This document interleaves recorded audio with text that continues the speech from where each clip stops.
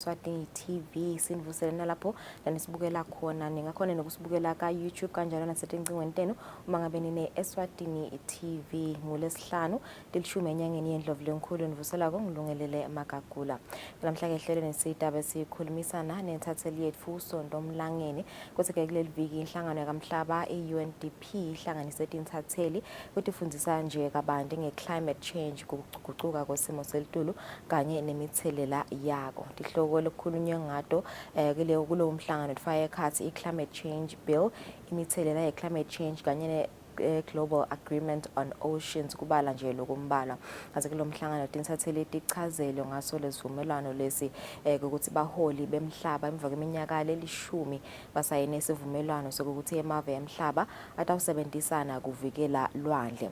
The High Seas Treaty aims to help place 30% of the seas into protected areas by 2030 to safeguard and recuperate marine nature. Kanti ke baholi bemave bavumelene ngaloko ngemgcibelo kulempela somvo lesibuya kuyo emhlanganweni waka UN emva kwama-hour lang 38 solo bahleli phansi bakhulumisana ngaso lesivumelwano. Kanti isivumelwano sithethe iminyaka lengaka njengoba bekusole kungavunyelwana ngetindzaba tetimali kanye nema-fishing rights. Basichazela kabanti ke ngasesivumelwano lesi kulomhlangano kanye naletinye inkinga nemithelela ye-climate change kulo namhlangano satiteka kabanti namhla ekseni naSonto Mlangeni intatheli yethu nga 6:30 bese kuthi nga 7:30 sitaba sikhulumisana nobuhle Miss Cultural Heritage nyokudakhumula ukuthi kulamaviki lambala solo siyabakhulumisa bona ubuhle balapha ekhaya eSwatini kuva kabanti njengabo kanye netinhlelo noma ke ama projects lasebawendile basese kuletikhundla namhla sitaba sikhulumisana nalindelwa amaziya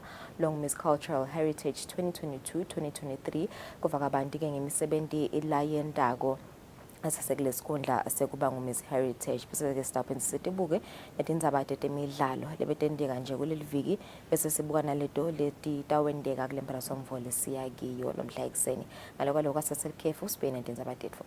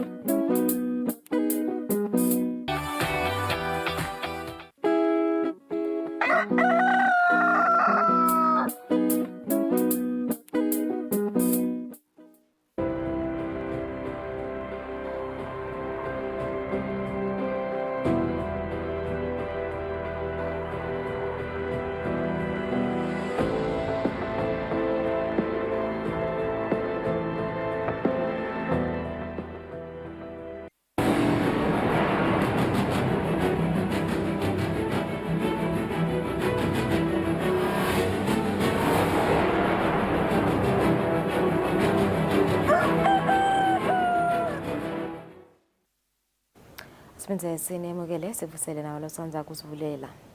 Umhlangano wakamhlabuhlangene wesihlanu wemave lasaqathutha kutentuthuko ephethe ngekuphakanyiswa kokuqala kokusebenza kwezumelwano lesihlose kuletha intuthuko kumave lasaqathutha iDoha Program of Action. Umhlangano uvalwe ngalokusemthethweni eQatar International Convention Center. Ibalelwa kumadola asemelika latinkhulungwane letingama-600 imali lenikelwe ngemave lathuthukile tinhlangano netikhwama kwesekela inhlelo letahlukahlukene tekufeza imigomo yentuthuko leKhosile kumave lasaqathutha kulo mhlangano lwephethe ngekuphakanyiswa kwekuqala kwekusebenta kwalezumelwano lesihlose kuletha intuthuko kulamave. Kubene kuvumelana ukuthi kuthathwe inyathelo letiqinile ukuthi kufezeke imigomo yalezumelwano lesilihlelo lweminyaka lelishumi lolubuyisela emave lasaqathutha langama-46 emvileni wekufeza imigomo yakamhlaba yentuthuko lekhosako. Emave lathuthukile athembise ukukhulisa lusito lwentuthuko lolubhekiswe kumave lasaqathutha letinsayatawo tikhuliswe ngumkhuhlane ye-COVID-19 nekuguquguquka kwesimo selitulu. Esekela lamabhelane lomkhulu wakamhlaba Amina Mohammed uchaze kuphakanyiswa kwalezimelwane njengesinyathelo lesitawuletha umphumela lophathekako kuyo yonke imitamo yokuthuthukisa emave lasacathuta.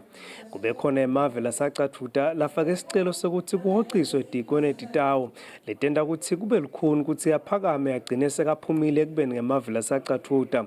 Kulo mhlangano usaqhubeka silo semhlaba inkosi Mswati wesithathu isiphefumulo sathi emave langasabala kulawo lasacathuta kutentuthuko kufaka ikhathi lona live leSwatini aqhubeke nekuthola lusito lwemali yeqhuba inhlelo tentuthuko njengoba kuwayekelela kunebungoti bekuthi abiyele emva kuloko bese yakufezile ngakutentuthuko. Lubeka kwethu indzabeni ngisandile Makhanya eDoha, Qatar.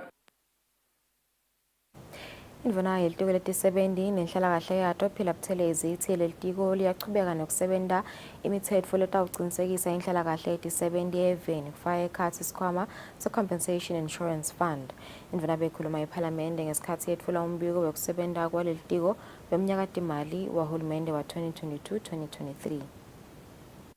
Indvuna yelitiko letisebenti nenhlalakahle yato Phila Buthelezi seyetfulile likomiti lelibuke kusebenta kwalelitiko endlini yabaye esikhulu umbiko ukuthi lelitiko liwasebentise njani emaphakela emnyakatimali wahulumende wa 2022-2023 emsebentini lochubeka kwendlini yabaye esikhulu.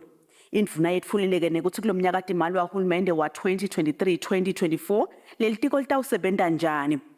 Employment bill seyihambe tinkondlo letinengi naka AG ngithi angibike sihlalo ukuthi seyaphuma ka AG sesiyisubmitile nase cabinet. Itokhuluma sandzaba tabo paternity leave njengoba bekunetincomo cishe nakulama ama-jurisdictions sekukhona lokwakuthi besolo yithola bomake kuphela sekunemqondo wokuthi nabo babe noma seliviki athathe lo make asanesa loluswana nababa bagojontisa intenana sihlaba as-establishiwe ema-regulations e-scholarship revolving fund udeke liswathi lelitawuphinza nikhale kwekuthi scholarship angasitholi Bote lotawuphinza khale ngekuthi allowance be-delayed. Emalunga lelikomiti abesathi ngitsa lo mbiko wendvuna. Kule enrollment lendeka kulama varsities ethu yendi. Does it talk to the creation of employment level? Ngala ku employment ke maba graduate abana because the number of enrollment kuba the number of graduates at the end of the year. Baphuma babheka aphi.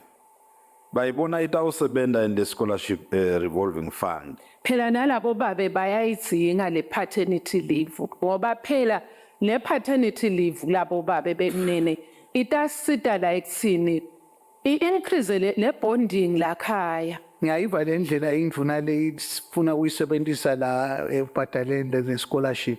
Ingabe indvuna yona leli thuluzi letanalo nyalo likuphi la ili benchmark ekhona. Indvuna yelitiko letisebenti iphindze yetfula kuleli komiti ukuthi kulokunye lelitiko licele kwengetelwa emaphakelo elibandla lelingumlamuli wemcashi netisebenti iSimak. Etindzabeni yeSwatini TV kubika Samkelisiwe Khoza ngambongwa Ntube ePhalamende. Indvuna yelitiko letemisebenti lemikhulu nekutfutsa Chief Ndlaluhlaza Ndwandwe ithi litiko layo seliveleli isukumele itulu indzaba yekulungiswa kwemigwaco leyonakele. Ngalesine indvuna beyibuka umgwaco lowonakele eMahlangatsha kanti icibekele nasesicunusa kuyobuka kuchubeka kwemigwaco lowakhiwako. Indvuna icala ngekulayelwa umgwaco logedukako endzaweni yasesigcineni kanjalo-ke nendzawo yasenzeleni totimbili letingaphansi kwankhundla yaseMahlangatsha kanti-ke le migwaco isesimeni lesibi impela njengoba kugedvuka kwemhlaba kuhlasele impela kuleta tindzawo. Indvuna-ke ichubekele nasendzaweni yasesibovu nakhona lekungiyona leyo nkinga yemigwaco kodvwa-ke yathi kubambisana nelibandla letemvelo kungaba sisombululo ikakhulukati ekuhlanyeleni tihlahla lapho kugedvuka khona. Lilunga lePhalamende lenkhundla yaseMahlangatsha Musa Ngcobo libonge lendvuna ngekusukumela etulo etindzabeni temigwaco. Sivevele bese sehlale phansi esigcineni singakhona ukukhuphuka lendzaba ebhawini nje bese ngasahanjwa. Indvuna-ke ichubekele emigwacweni losakhiwa losuka isicunusa lophumela enhlangano lapho kunelibhuloho lakhiwako lisendzaweni yasemagobheleni kulibhuloho lasendlotane nalo-ke lelisakhiwa kanjalo-ke nemigwaco lowakhiwako.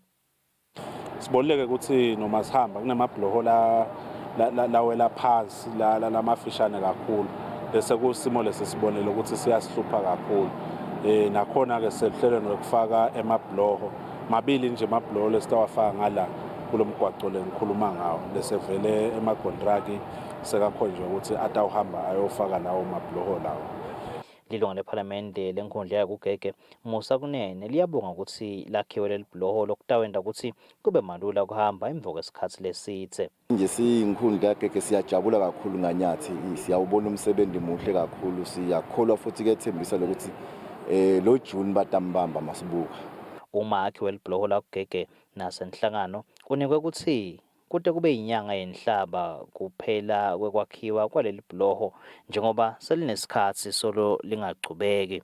Edinzabeni ngengiyani Msibi nginathemba Shabangu kugege. Imalunga elikomiti lelibuke kusebenza kwelitiko letempilo endlini abayesikhulu athi lelitiko aselibukede indlela yokusebenza kubagcuguteli liphindze lilungise kahle isibhedlela lesikhulu saselubonjeni Lubomo Referral Hospital. Emalunga bekakhuluma ephalamende ngesikhathi indvuna yelitiko letempilo lezinkosi yetfula umbiko wekusebenza kwalelitiko.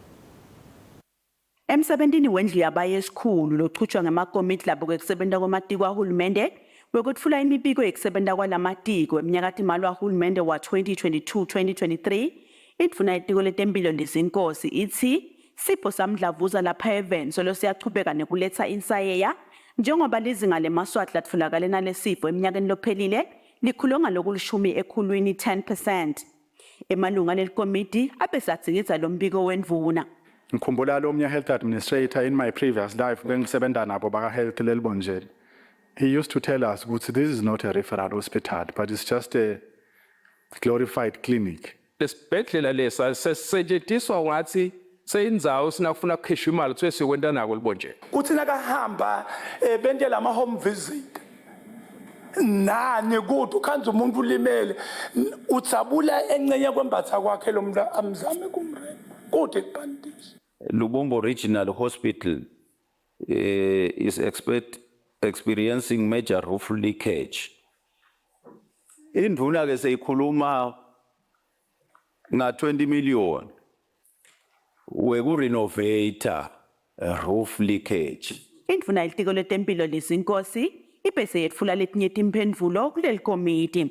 Ngaloku sevele siyawa-appreciate lo msebenzi lomkhulu longaka lo into abagcugcuteli. Bagcugcuteli benta ukuthi le ekuvikeleni nekufundiseni lela primary health care umsebenzi wethu uhambe kangcono futhi kube nebantfu labaseduze nebantfu emakhaya labakhona ukuthi bababambise. Nginamba letinengana ke la ekubukweni letimbasha.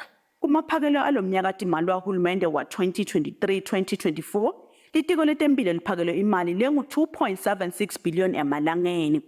Edinzapente Eswatini TV kubika Samkeliswe Khoza Nasikhumbuzo Dlamini ephalamende. Indvuna yelitiko letisebenzi phela Buthelezi seyitfule libandla elitawubuka tindzaba temaholo nenhlalakahle yetisebenzi i-Wages Council. Lelibandla lifake ekhatsi lababuya enhlangothini lwetemahlathi lokukhicita timphahla netekutfutsa kuletinye.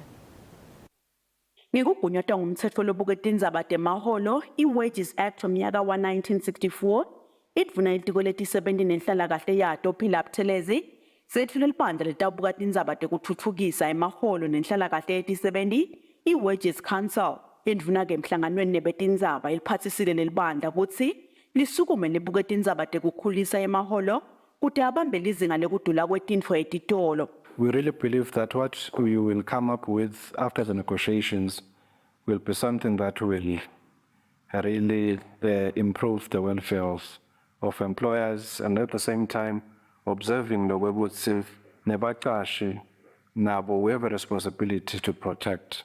We are fully aware of the outcry lekhona ngaphandle of having improved working conditions and decent wages ku-economy lekhamba eMaswati.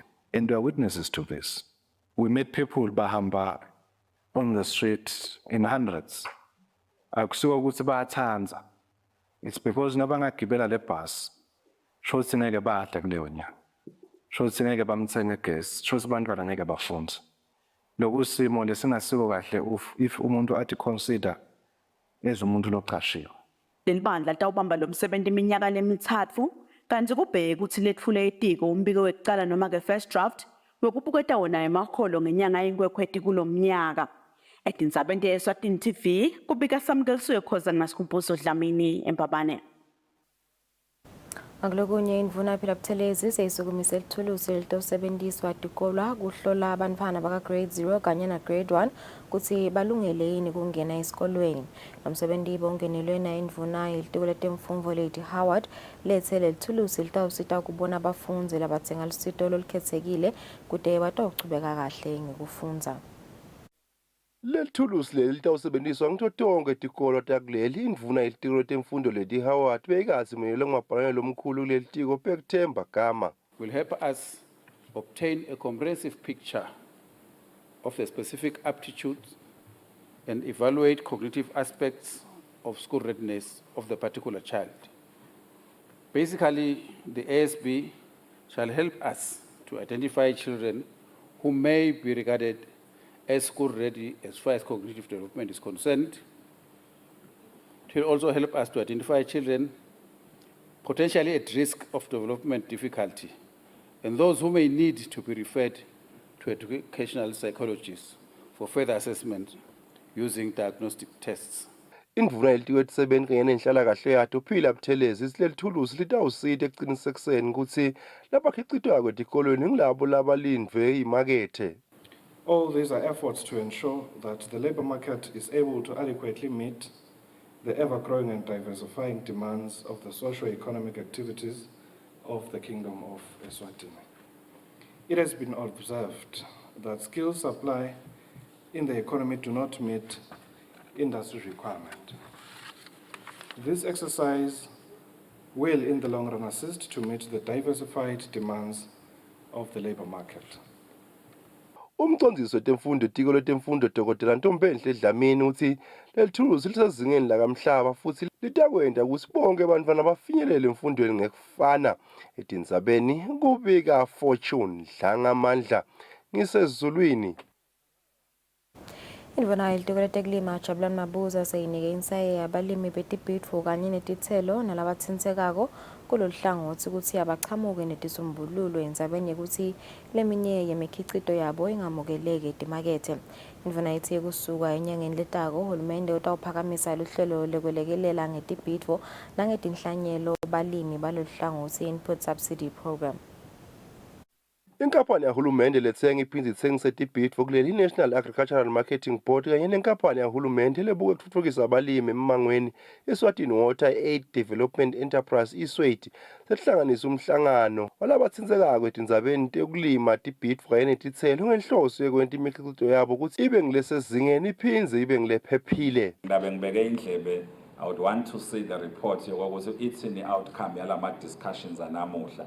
Nithini ni addressa njani lenzaba yalokuthi uthi so usebente wasebenta so umikise market sekuya rejectwa kudla kwakho ungayisolve njani lenkinga leyo ukuthi at least ingakwehleli kepha ke lokunye leningakucabanga nako nikubuke nje angisho ukuthi mhlambe as you discuss lokho ukuthi phela umuntu nawo umgroma usamgroma vele he or she is bound to make mistakes. Lokhulumela abalimi labasha Mfanizile Dlamini uthi babani labasha bethi indzawo yekulima. Sinebalimi side indzawo yekulima silima endzaweni yebatali. La khona ngeke ngikhone ukoleka imali. Ikakhulu kimi mina ngisengumntwana ekhaya. La ngilima ekhaya bangigalela ukuthi ungayiboleka imali engaka. Lena asavumi ukuthi asakhela ikweleti. Lokusho ukuthi mina nephupho lami ngiyacinzeteleka. Angikhona ukuqhubeka. Lokho nje ngakucela nabo babe minister nakudoti khulu nje letikhona letisemagunyeni ikakhulu kuvuleleka kwethu ukuthi ngingakhona kuyawukholela umhlaba singabe ngukholela. Tinkampani takanambhodi kanye na-Eswatini tithemba ukuthi balimi batawugcina bakhonile kungena etimakethe takuleli naleto takamhlaba. Etindzabeni kubika Fortune Dlangamandla nginerechi Dlamini kanye namuzi Mkhonta sikumathapha. Emaswati lageza tinso pheceleti kidney dialysis etibhedlela takuleli yabonga uhulumende ngelusito lokunakekela lokugula kwabo kephakena noma kunjalo bathi abakutholi ukusekeleka kahle esiveni emsebentini kanye nasemakhaya. Lokhu kuvetwe ngusihlalo wenhlangano yabantu labanenkinga yetinso kuleli Chronic Kidney Diseases Support Foundation Ntobeko Mamba ngesikhathi lenhlangano igubha lusuku lwesifo setinso. Lusuku lwetinso lalomnyaka ligujwe ngephansi kwesicubeko lesitinso letiphilile kuwo wonke kulungiselela lokungakagadzeki kidney health for everyone preparing for the unexpected supporting the vulnerable. Inhlangano yabantu abanesifo setinso kuleli Chronic Kidney Disease Support Foundation igubhele lisuku esibhedlela saseMbabane lapho khona kufundiswa kabanti tigulane ngaso lesifo. Sihlalo walenhlangano Ntobeko Dlamini uchaza kabanti ngebulukhuni labahlangabetana nabo. A day you spend about 8 hours. You have to come 3 times a week. Ukhanza utsemi 17 umsebenzi yaphela. Bese kuba bedi imali transport. Bese ukhanza ukuthi nakwenteka lokho emakhaya aba understand ngoma bagadze phela thina ugula kumele ugcine uphilile. Hayi indlu yatotitoti. Khanza ukuthi ne support awusayithola nakali. Khanza ukuthi kulabanye bebashadile yaphela ema-families. Nesesibhedlela saseMbabane encane Hlotshwa kuchaza ngetimpawu temuntu logula ngetinso. Utawukhanza ukuthi umuntu wethu ukhala ngenhloko, ukhala ngesiyeti, aphindze akhale ngekudzinwa futhi. Bangu-298 bani labagezisa tinso tibhedlela takuleli labangu-206 basesibhedlela eMbabane, 48 bakaManzini bese labangu-44 basesibhedlela sakaHlatsi. Etindzabeni kubika Fortune Dlangamandla. Mina Rechi Dlamini namuzi mkhonta sesibhedlela eMbabane. Lokuxhumanisa emaphoyisa nesive Superintendent Phindile Vilakati uthi emaphoyisa ayatiphenya tinsolo ukuthi kukhona emaphoyisa lashaya umsolo ecaleni nekugebenga abafundi benyuvesi yeSwatini Christian Medical University. Superintendent Vilakati uthi lo msolo waboshwa angasuye vele lophilile emtimbeni. Kulandzela amacala lebekachubeka lapha Christian University noma kubantwana labafundza khona labahlala lapha kuMahwalala lebe bahlaselwa ekhatsetindlini bamukwata impahla tabo kanjalo nemali. Siphenyile singamaphoyisa ngoba khona abafana lesibabopha lababili. Labafana ke lababili lababoshiwe bese bazivetela ukuthi ukhona lomunye labasebenta naye noma ke yena bekasebenza ngemuva ngoba bekagcina ngekubakhombisa bese uyakhwesha. Kulandzela ukuthi lama students uyawadi cishe incumbi yawo. Bese siyamtfola ke naye lo ekunene ngalesibili ekseni. Samkhanza analenye elijaha nje lalingana nalo. Samatisa ukuthi soboshiwe ngecala bekweba noma uyathinzeka endzabeni yema robbery cases lebekenteka lapha. Wasivetela ke ukuthi unekuphathaphatheka emtimbeni lokumenta ukuthi asaphelelwa amandla. Sabuta ke ukuthi ikhona ni medication la ithathako ngoba nanjalo nje nasithatha umuntu noma sibopha umuntu kuye kube into ecala kubuka indzaba tempilo yakhe. Wathi ke kude medication la ithathako nasemsimeni sekuphila sotiva ukahle. Ngaleyo ndlela ke samthatha samgcina khona emaphoyiseni. Le ukuthi teka asesekhona emaphoyiseni kwabe sekuphinze ke yamhlasela lokho kugula. Wathathwa ke wamixwa esibhedlela la afike wahendishwa khona kubonesi lesithemba ukuthi uyalashwa njengaloko sikhuluma. Tikhona ke tindlela tibalile dokotela lathi tikhona emtimbeni noma tinsolo tekuthi akaphatheki kahle ngayiphi indlela. Le nathi ke singemaphoyisa sesisukumise liphenyo kuhlola ukuthi ingabe lokhu dokotela lakukhomba ko akusiyo info leyenteke ngala ngakithi emaphoyiseni ngoba nakhona emaphoyisa ayaphenywa kusebenta kwawo ukuthi akwende ngendlela lefanele yini nangabe khona la ngasebenzi kahle nawo atawujeziswa ngalokusemthethweni.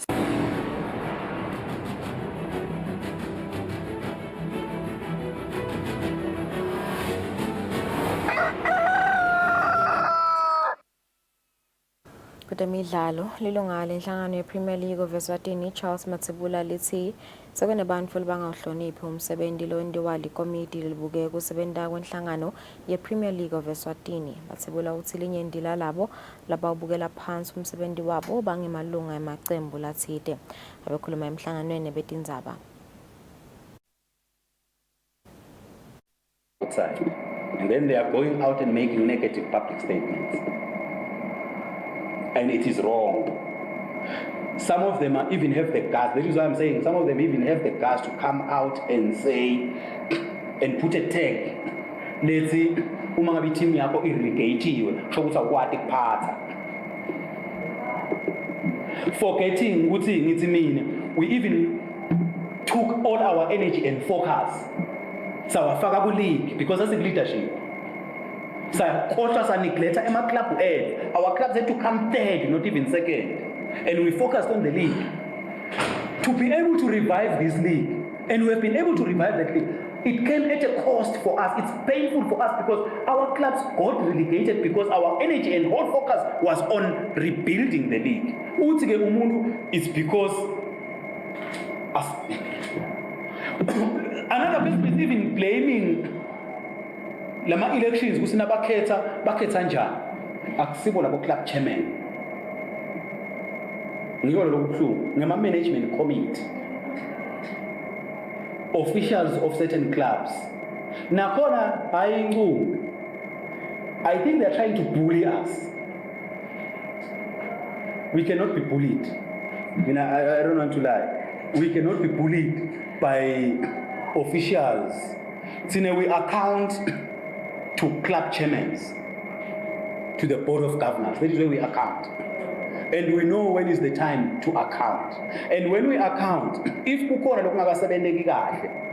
they have all the powers to say, it's part of the job. Even if today they were to feel, then we have to move you out of it. It's fine, it's part of the job.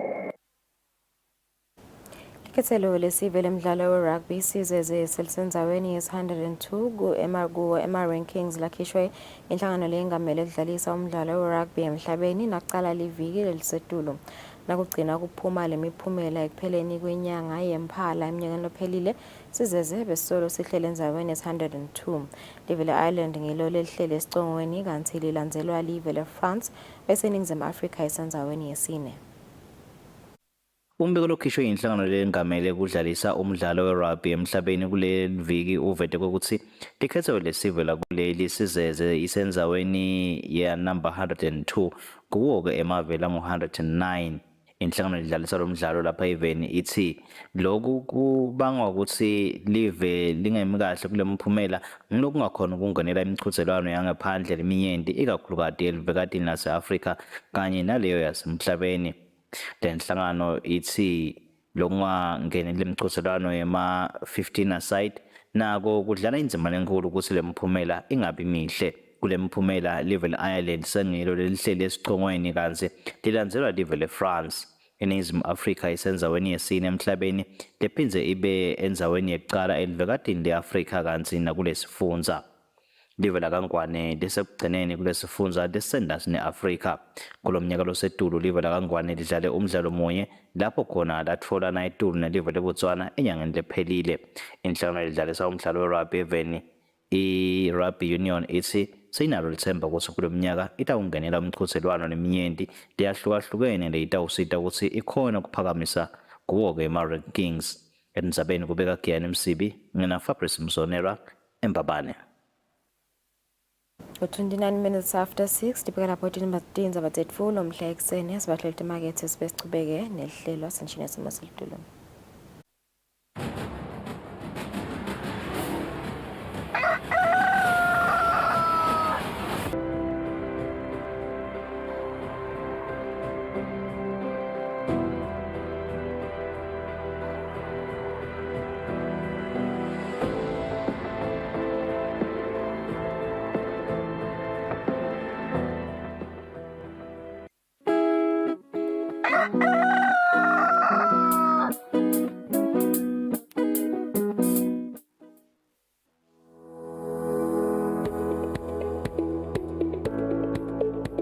Why should we pay our TV license?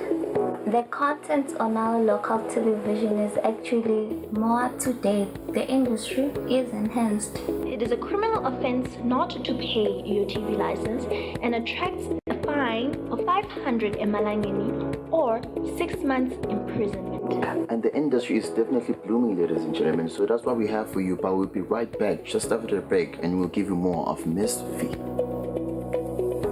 Pay my TV license. That's why I can enjoy the benefits of an enhanced industry and keep track with recent transformation. Mommy, who paid for a TV license and what are they paying for? The owners of TV set and gadget with a tuner like DVD set have to pay. Pay your TV license at NetBank with the details provided on screen. Or use your cell phone via the mobile money pay. You could also visit your nearest post office and pay there. Pay your TV license via Eswatini Mobile Imali. Any TV device retailer can purchase a license to trade. Pay your TV license and enhance the industry.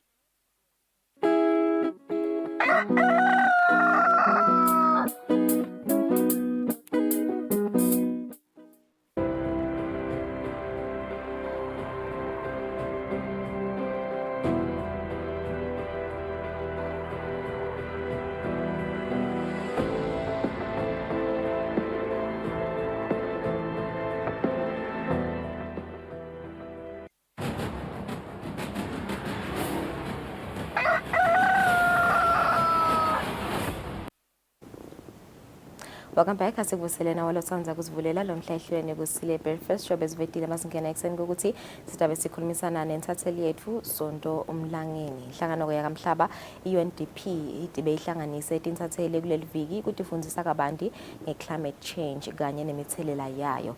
Ihloko lekhulunywe ngato nje tifaya ekhathi climate change bill, imithelela ye-climate change kanye ne-global agreement on oceans kubala lokumbala. Lichazile ke intatheli ngaso lesivumelwano lesi ukuthi baholi bemhlaba emva kweminyaka lelishumi basayine isivumelwano sokuthi emave emhlaba atawusebenzisana kuvikelwa landle. The High Seas Treaty aims to help place 30% of the seas into protected areas by 2030 to safeguard and recuperate marine nature. Baholi bemave bavumelene ngaloku ngemgcibelo kulempela somfo lesibuya kuyo emhlanganweni waka UN emva kwama-hour angu 38 sokuhleli phansi kukhulunyiswana. Lezomelano ke sithethe iminyaka lengaka njengoba bekungavunyelwana ngetindzaba tetimali kanye nema-fishing rights. Kunengele sikhule kukhunyuliwe kulo mhlangano lona kuleli viki lapho khona bekuhlangene tintatheli letahlukahlukene. Kusichazela kabanti noma kuyicoca kabanti sinaye lapha Sonto Umlangeni lebe sinaye kiyo le workshop. Ngithemba ukuthi emva kwale workshop sesiyade ukuthi climate change iyini. I think labasicelile nje baka-UNDP ukuthi siwahambise lo mlayeto sisifundise sive ukuthi iyini climate change kanye nama-effects ayo. So good morning. Good morning Lulu, good morning to the viewers. Ngithemba ukuthi lokhu silana nje sababili ngicabanga sesinayo idea ukuthi climate change iyini kahle kahle. I think it was one of the questions nje labasibudene ukuthi in simple terms kumbena naka sichazele ukuthi ni understand ukuthi climate change iyini vele mhlambe kusiniketa nje leso sithombe in your understanding ukuthi kulomhlangano uphume nani nelwathi lolunganani ukuthi climate change iyini kahle kahle. Asibonge kakhulu Lulu, ngicabanga ukuthi nje ngingaqala ngekubonga lokho ukuthi inhlangano yakamhlaba yentuthuko ibone kubalulekile ukuthi tintatheli talapha even dikhone kucapacitatewa in issues of climate change. Sibonge nalo litiko letekuvakasha netindzaba temvelo ukuthi vele indzaba ye climate change noma guquguquka kwesimo selitulu kufanele sale kuba indzaba yetfu sonke sisive semaswati ngoba yinfo lesithinta sonke. So basichazele ke Lulu ukuthi i-climate change njengetintatheli nje mina nawe siyati ukuthi mhlambe ma subject lesigudi kuwo English nesiswati. So when it comes to scientific terms noma tinfo nje lesiphathelene ne-science ukhanza ukuthi cha siyalidzinga vele lo lusito lapha nalapha ngoba phela thina i-responsibility yetfu is to educate sive semaswati. So labasichazele ngako nje kakhulu ukuthi si-understand ukuthi mhlawumbe i-climate change iyini. Sivile ke ukuthi i-climate change ngule lekufanele sikhathateke ngako kakhulu nguleli zinga le shintsha ngalo kadzeni nje lesimo besingafani naloku lokungiko nyalo. And sivile lokho ukuthi ema drivers ayo le climate change ukhanza ukuthi intuthuko iyasifaka sandla ngoba nakufika intuthuko kufanele kujutshwe tihlahla. Nakujutshwe tihlahla kwendekani nasitijuba letihlahla ukhanza ukuthi kude letihlahla lesitihlanyelako lapho sekuyasala nje emaswati lamaningi kutfolakele ukuthi akha etindzaweni letingemateti. So nalina litulu kwendekani isikhala siyoyoyo takhiwo tiyalimala. When it comes to agriculture sekuvela etifo leti mhlawumbe lebetivela kadzeni noma tifo letingazange setike tibe khona. So ukhanza ukuthi nesivuno sethu mhlawumbe singemaswati sesiyancipha kakhulu kanti phela kufanele sibe food secure. Babese ke baphindze futhi bayasichazela ukuthi thine-ke irole yethu as the media yini. Asengibekise nje Lulu ukuthi ngesikhathi se-COVID-19 sawubanga lo msindvo and siyabonga lokho ukuthi kunebantfu labakubonile lokho baku-appreciate ukuthi at least noma ngabe bohamba uye esportini udakwanza kukhulunywa nge-COVID-19 noma ngabe udawuhamba uye kuphi udakwanza kukhulunywa nge-COVID-19. So ngiloko-ke nanyalo labakucelako ukuthi asiwubange lo msindvo nge-climate change because iyinfo lekhona and akusiyo info mhlawumbe lesiyibona khashane. Lokunye-ke labakhale ngako ukuthi nasibhala siye sibhale ngazuthi noma nasiripota ngazuthi yinfo mhlawumbe leta 2050 noma yinfo le-affecta lamanye emave kanti nathi singe-Eswatini kuyasi i-climate change noma kuguquguquka kwesimo selitulu kuyasithinta. Asengibekise nje nyalo kunema-heat waves. Uyakhumbula ukuthi a few weeks ago si-experience heat waves kushisa lokhu kweqile noma lokhu ngetulu info le mhlawumbe le singazange sesike siyibone nathi-ke kusho ukuthi lokho kuyasithinta. Kungakho-ke kufanele ukuthi sisukume sonke ungibabe ungimake uyisha asisukumeni sibambisane sibone ukuthi singabambisana kanjani singayilwa kanjani lenzaba lena lolu. Yeah, sisachubeka nje siyiteka sonto ezafusela ukuthi vele dinenge letimvo lesikhulumisile kakhulu kulunye nje labagcileki kwangiwe lama effects ukuthi vele ba kuguquguquka sama selitulo kuba nemitselela lekabi. I think sinangabekisa nje nga-2015 la eSwatini sibonile imithelela yesomiso kwaba kabi kakhulu balimi vele nabo balimala kakhulu nala imbabana nje kwafika esigabeni lapho khona imandi sekabiwa water rationing yabe kabi kakhulu. Ingabe vele mhlambe kuye le mithelela vele kubese kusilimata kangana nje vele thine silive. Ngingasho Lulu njengoba usho nje ukuthi nga-2015 kwabe sekwabiwa emandi kuyi-effect on its own lokho kusho ukuthi asisakhona ukusebenzisa imandi mhlawumbe ngekukhululeka. Sibuye etindzabeni tekulima kusho indlala lokho Lulu nakusho indlala kusho kwenyuka kwetifo noma kwama-pest lavelako emasimini naloko futhi singasho lokho ukuthi kuyayibanga kakhulu indlala. Siyakhumbula ukuthi nelitulu ilitulu nga-2015 kwaba bede litulu so siyalidinga litulu when it comes to kuphila nje when it comes to agricultural purposes. So siyakhumbula-ke ukuthi litiko letekulima 2015 lasukuma in fact wonke umuntu nje wasukuma wagijima kubona ukuthi lesimo sikhona kanjani ukuzivala. Siyakhumbula ukuthi litiko lasukumisa tinhlelo letfaya ekhathi kukhuthaza abalimi ukuthi balime ngabo climate smart agriculture which is something nanyalo litiko lelikhuthaza ukuthi njengoba sesibona ukuthi simo selitulu vele asiseshintshile kakhulu sekuba nesangqotfo balimi abazame ukuthi balime under lama tunnels langa so that tilimo tabo titokhona kuvikeleka. Dinenge kakhulu nje Lulu tinhlelo lesitibona ko uhulumende atisukumisa ekuthenini kuliwe naso lesimo. Asengibekise nje sitawukhumbula ukuthi ngeminyaka wa-2020 Ndvunankulu wasukumisa lihlelo lokuthi kuhlanyelwe tihlahla letingi-10 million. Just recently nakuphela February indvuna yelitiko lete kuvakasha nendzaba temvelo Moses Vilakazi wasukumisa ngalokho semthethweni lihlelo lokuthi kutawuhlanyelwa tihlahla letingi-1.2 million as part of ku-commemorate noma kugubha International Forestry Day. Lokhu ngileminye imitamo uhulumende la yendako ukuthi manesimo sibuyele sibe nguleso lesijwayelekile. Kepha-ke sitawukhumbula lokho ukuthi Lulu livela kangwane licontribute lokuncane kulesimo. Sivile nje ukuthi as a country sikhicita mhlawumbe lokhu 0.07%. So uyabona ukuthi kuncane kakhulu lokho. Kepha uhulumende usukumile ukuthi lokho lesicontribute ko asikunciphise. Sitawukhumbula ukuthi inkosi iseKhatar. So ku-speech sakhe uvetile ukuthi live laseSwatini lakhe i-NDC le-ambitious kakhulu. So ne-ambitious kakhulu shothi live litibekele ukuthi nasingakhona ukuthola imali sitawukhona kunciphisa ngelizinga mhlawumbe leliphasi kakhulu lama gas greenhouse gas emissions.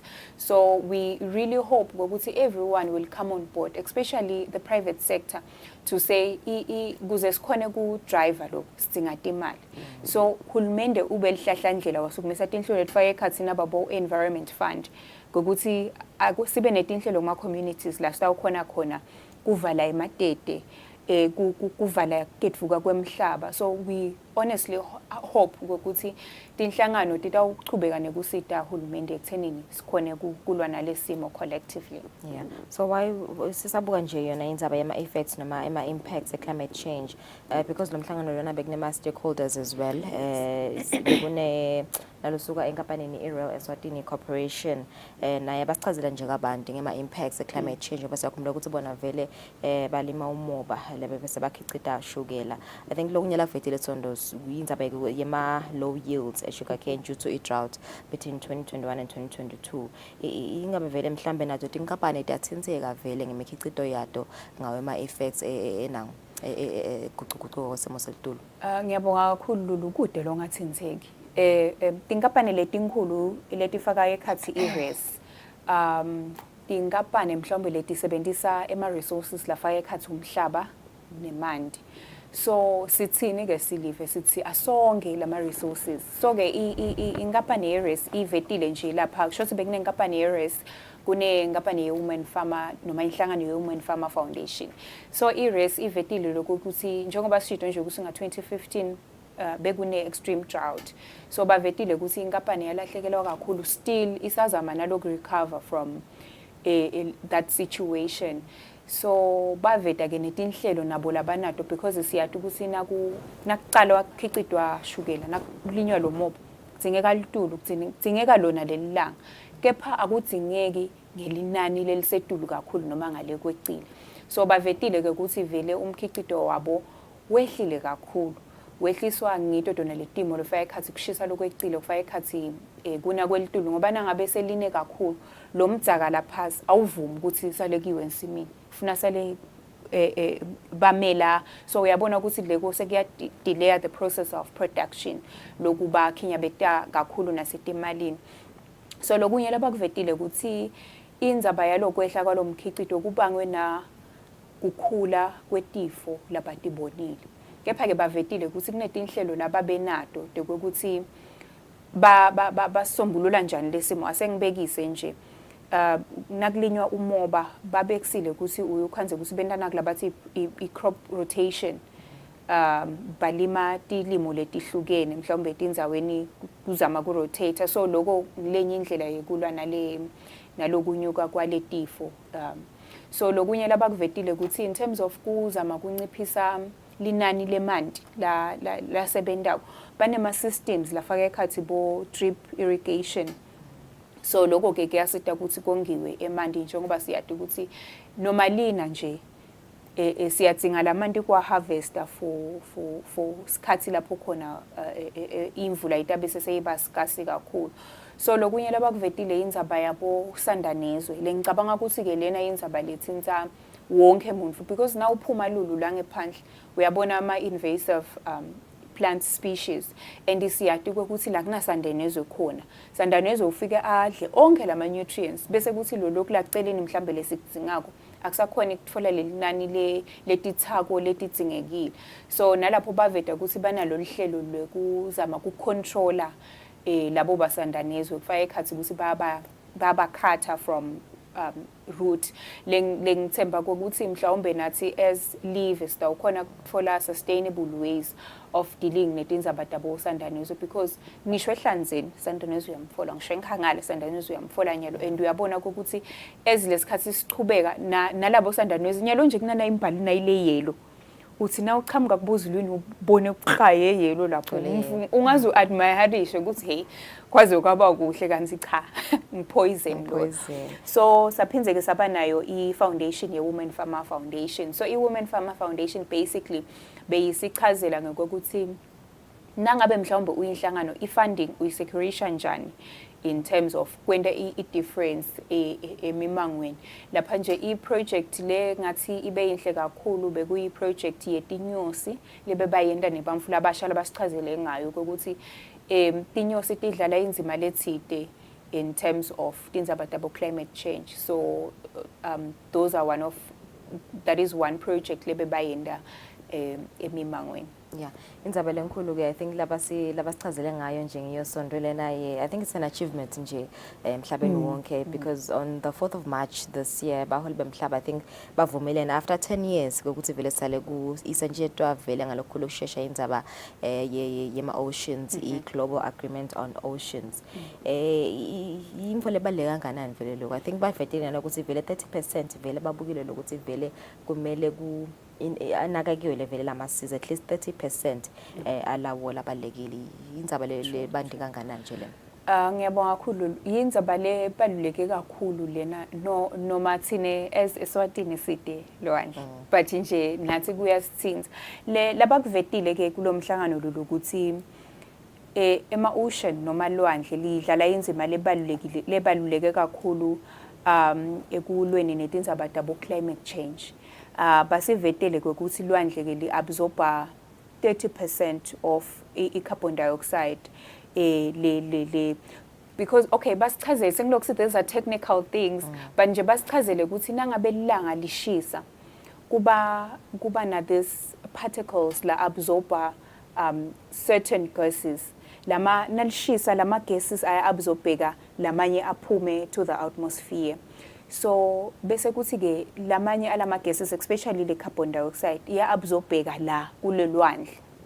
So nali absorbeka ke kulelwandle okay bavetile ukuthi at least 90% we heat le thine lesingayidzingi noma lengasi affecta kakhulu iabsorbwa vele ngulo lwandle.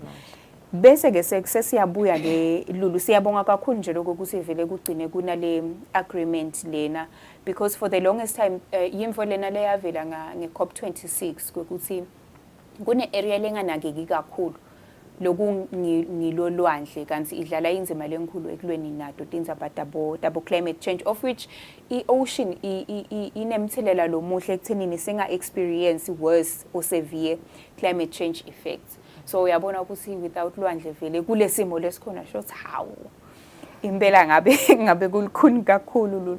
So ke lokho ke ngicabanga ukuthi utatibota nembukele ekhaya ukuthi hawu nangabe lwandle libalulekile kwentiwa yini ukuthi bese liphindze liba nenzima lelidlalako in kulimata nje takhiwo in issues of tropical cyclones. So basivetele ke lendasi ukuthi because of le heat lesuke ikhona iyadzinga lokuthi i-release. So lenye indlela yokureleaseka kwayo ngilokuthi bese kuba nalama cyclone. Ngisho ukuthi cyclone iba ngilesihushu in circular thinking. So ke bavetile ukuthi the greatest part of tindzaba tabo cyclones siyabona ukuthi eMozambique kwende kumonakalo longanani siyabona eMadagascar angisadi ke lulu ukuthi lo monakalo wentiwa ukuthi le cyclone lo Freddy ngilokuthi uname after a man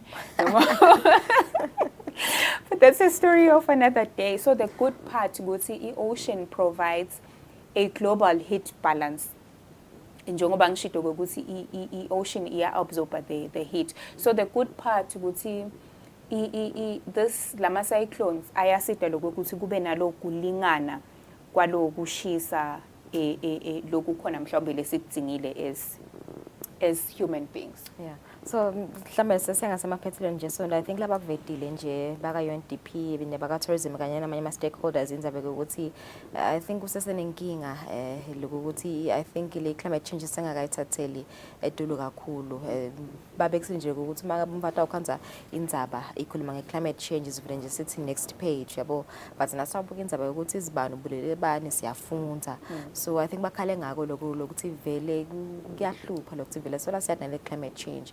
So yini vele labasicele yona setintsathele ukuthi vele sisanzise lolwadi ngayo climate change ukuze abantu batoyicondzisisa kahle ukuthi yini kahle ingodi kanganani. Ngiyabonga kakhulu Lulu njengoba ngibekisile ngenzaba ye-COVID kwakuthi sawubanga kakhulu umsindvo bacelile lokho ukuthi vele lo msindvo asiwubange kakhulu asibhale kepha labakuvete kakhulu yindzaba yokuthi vele asitibhale tindzaba te-climate change noma asitisakade. So labakucelile ukuthi vele asizame lokubabambisa kakhulu njengoba sathi ukuthi i-COP kufanele kube ne COP28 this year ngaNovember. So bacelile nje ukuthi kungaba kuhle ukuthi noma once a month noma once a week kube ne-article especially labo lababhalako nathi thine bemsakazo wetitfombe kube khona mhlawumbe story lesisiranako. Kungathi kufika November kungabe kunemehluko lobonakalako. Lokunye ke labakhale ngakho ukuthi vele the level of knowledge noma of interest ngala ka climate change incane kakhulu. Bacelile ke ukuthi ngathi kufanele sinyuse amasokisi in that regard. Kepha lokunye labatinsathele mhlawumbe letikuvetile nalawo ma stakeholders la khona ukuthi vele siyalidinga lo lwati. Ngoba tindzaba ta climate change tindzaba letinye the terminology tiba technical kakhulu, so siyadzinga kakhulu lokukapacitatewa. Lokunye ke kuvelile lokuthi kunetinhlangothi letisalela emuva lapha nje bekune ma reporters phindze futhi kune ma communications officers bematiko lehlukene lofaka ekhathi even the security forces Eswatini. The security forces Eswatini bakhale ngekuthi cha ngathi bona basalela ngephandle nakwendiwa letinhlelo basibekisela nje ukuthi nangabe sekunema floods kubangiwe amaphoyisa la adzinga ukuthi rescuishe sive. So kusesena lesidingo sekwekuthi nakwendiwa letinhlelo letinhlangothi tifakwe tonke so that istokhona kuhambisana kanye ngoba ngeke mhlawumbe ucabanga ukuthi sitawuhamba siyembili kube khona labachudako ngalana. So nangabe lelwati sawuqhubeka ngekuchushiswa njalo thine as journalists sayiva leni for say understand the climate change, it would be easier for us ukuthi le information siyikhiphele ngephandle kusosive.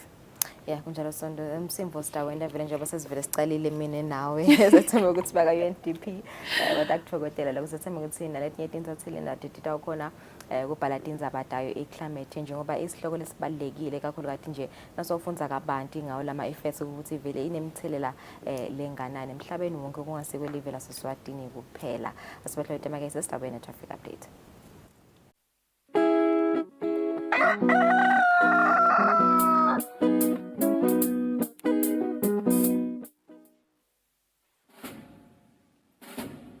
Lesi sikhathi lapho khona emaphoyisa agubha kuba khona kwawo eveni. Kulapho kukhuthathwa khona sive ukuthi sike sihlale phansi sibuke bomcoka bemaphoyisa empilweni yabantu. Siphindze sibuke indlela letinsha tekuphepha kubo bonke bucala lobuveta sihloko. Sive sakangwane siyakhunjutwa ukuthi singawafaki emaphoyisa etinkulumeni tepolitiki ngoba liphoyisa alingeni futhi alingenelani nepolitiki. Emaphoyisa alwa nebucala netingoti temgwaco kuphela nje. Ingako emaphoyisa athi wonke umuntu eveni akahlale ngaphandle kwekunceneka ukuthi angahle ahlaselwe tilwane tasendle. Umuntu lohlala eSwatini akatiphilele atisebentele ngaphandle kwekwesaba kuhlaselwa kwemucwa nekucekelwa phansi kwempahla yakhe. Nawe wena lophathekile emaphoyisa athi digulele kahle uze uphile ngaphandle kwekuphatamiseka. Lokungenteka ngekuthi tidlova tingene tihlasele labo labakunakekelako kuleyo ndlu. Sivele sihlakaniphile nguleso lesiphakamisa kusebenta kwemaphoyisa nabo bonke labalwa nebucala. Ngale kwaloko timbungushe tiyawuwangenela emazinyane kungenamuntu ekhaya. Lo mlayeto niulethelwa ngemaphoyisa embube abambisene nomsakazo wetitfombe.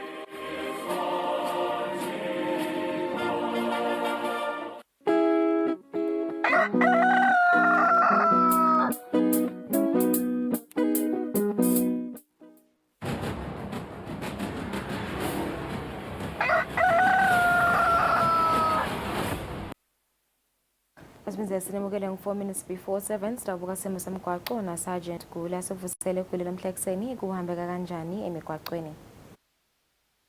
Anguvusele Thombeni ngivusele umbukelo welihlelo emadolobheni ethu tibane temgwaqo tisebenta kahle noko ekhathi edolobheni laseMbabane lesingakuphawula nje lapha kuSomhlolo Road nasi yaStanati esisuka lapha eScott uyophuma khona lapha ku-Alliance esondweni ukhamukele khona lapha ku Royal Insurance awube kunene siyacela ukuthi sishayile ngalokukhulu ukucophelela kulandzela ukuthi lo msebenzi sosezingeni lelisedulu lapho setiningi letinzawana letihambe tivalekile letenta-ke ukuthi mhlambe sisebenzise imigwaqo lebesingakadayeli kuyisebenzisa. Nawenza nje egedini laseScott kulo mzila longena ikhathi edolobheni lapho kunemgojana nje lomkhulu lonciphisa wona umgwaqo lapho. Kanti-ke futhi na usonzela wenza lapha eNazarene siyakhumbula ukuthi besivulafulelwe lapho inthunjana yokuhamba kuvaliwe-ke namuhla. Siyakhuthaza nje kakhulu ukuthi bonke labaqhamuka etulu lapha kubositwashini labaqhamuka kubongwenya bongoyoyo labafuna ukusebenzisa lo mgwaqo lona ukuthi abathengetele isikhathi kwatise ukuthi lesindledlana awusedinga ukuthi uthumbeletele impela bese kwanzisa sona ke isikhathi. Nakhona-ke lapha kumakhosini drive naleso sitaladi leso sivaliwe na ubheka khona lapha esifunzane primary nakhona asikhuthaze bekunene ukuthi asisebenzise-ke nakhona leminye imigwaqo lesingayisebenzisa kwesikhashana. Kanti-ke na usuka khona lapha edolobheni laseMbabane ubheka khona esitwashini noma-ke ubheka inkoyoyo nawenza nje lapha kumanzana ungakafiki kunaya i-overramp lengena khona lapha esitwashini eprison kuneloli lapho lefele khona lapho ithethe ingxenye yemzila yokuhamba lekwenta-ke ukuthi umgwaqo unciphe kulolo hlangothi. Ikhona-ke nenkungu na utawuthatha yona kwehla Malagwane lapha bese sikuthi edolobheni lakuMathapha namanzini tisebenza kahle tibane temgwaqo tivaliwe-ke titaladi ting-10 Street na usuka i-satellite bus rank wenyukela lapha itulu lapha kubo Pick n Pay kanjalo namasala esikhundleni lokhu sekhathi nekhathi nelidolobha na ubuke khona lapha elikhaga. Mhlambe nje lokunye lesingakugcizelela ngiyo indzaba yesimo semigwaqo kulandzela dona timvula awube kunene asisiso lesikahle nani kulandzela ukuthi kunema-potholes nemigwaqo leteke litiyela nayo ayikho esimeni lesikahle nemidwebo yaphansi-ke kuletinye tindzawo ayisasiyo lebonakala kahle hle kepha-ke bashayeli siyawukhumbula kugcina senqele ngaso sonke isikhathi nekuthi-ke sinake umthamo wethu motolo usetulu kanjalo nemthamo walabo labahamba ngetinyawo asendeke isiqiniseko sokuthi siyanakana ngendlela leyawusishiya sengilabo labaphephile. Ngivumele ngethombeni ngikunxuse ikakhulukazi lapha endasi elibonjeni siyawukhumbula sive simenyetiwe sibheka khona lapha endasi elibonjeni sikhuthaza-ke banikazi bemfuyo ukuthi phatha kuyikhweshisa imfuyo emgwaqweni ukuthi awasende njalo bekunene siyahlanyela siyahlobisa nakudala abadala sihlobise-ke imigwaqo yethu sende isiqiniseko sokuthi-ke kude lokungadala ingoti nakude ivakashi leti tawusingatha wona lo mqimbi lomuhlela kangaka sende-ke siqiniseko sokuthi imfuyo iyakhweshisa. Sinabo-ke nebelitiko letekuthutha nemisebele emkhulu kwena siqiniseko sokuthi leyo mfuyo leyawutholakala ijangaza emgwaqweni iyawusithathe ibeke endaweni leyawuba ngileyo phephile ngetindleko takhe umfuyi. Siyabonga kakhulu ilanga lelihle nempelasonto lenhle nisachubeka nemsebenzi wenu naso sive semaswati sisifisele ilanga lelihle nempelasonto leyawuba ngileyo lephephile. Siyabonga kakhulu. Kakhulu Sergeant Gule kusiniketa lo yombiko namhla ekuseni asibahleli tamakethe sibuye sidawuthatha indzaba tethu utangephandle kwakuleli.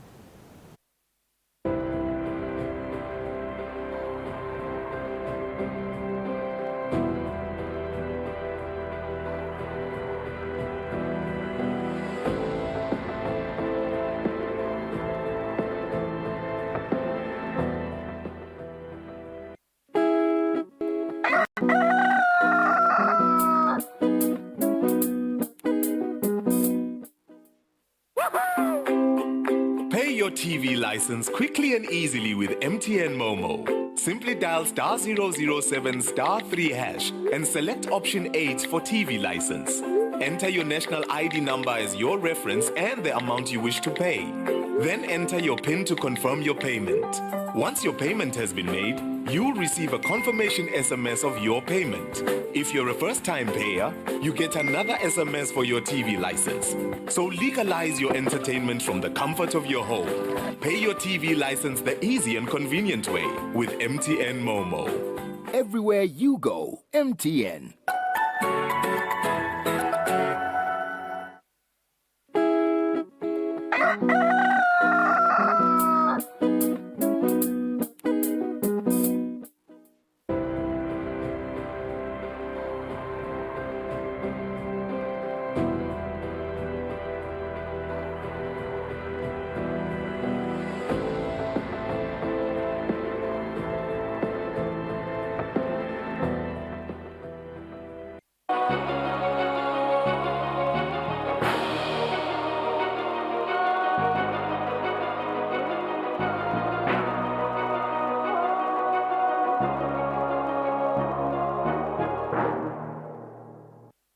Welcome back. It's a minute after 7. Let's take a look at our international news. Russia's defense ministry said on Thursday that its forces had carried out a massive strike on Ukrainian infrastructure after what it called a terrorist attack in Russia's Bryansk region. Surrounded by residential buildings with shattered windows, firefighters extinguished flames in a Kiev car park. According to local authorities, the city was targeted by Russian missiles and kamikaze drones. Residents describe their shock. I heard a very loud explosion. We quickly jumped out of bed and saw one car on fire. Then the other cars caught on fire as well. It's hard to explain how I feel, because 1 meter left or right, and it could have been my apartment. I have no words. While many missiles were intercepted, the capital's energy infrastructure was hit, causing blackouts for almost half its residents. It's part of a barrage of Russian strikes all over Ukraine early Thursday morning, with explosions reported in cities like Dnipro in the east, Mykolaiv to the south, and Lviv to the west, where several people are reported to have been killed. Authorities say the missiles damaged energy infrastructure in several areas and notably knocked out power supply to the Zaporizhia nuclear plant, leaving it dependent on backup generators. Responding to the strikes, Ukrainian President Volodymyr Zelensky deplored what he called Russia's miserable tactics and said Moscow would not get away with its actions.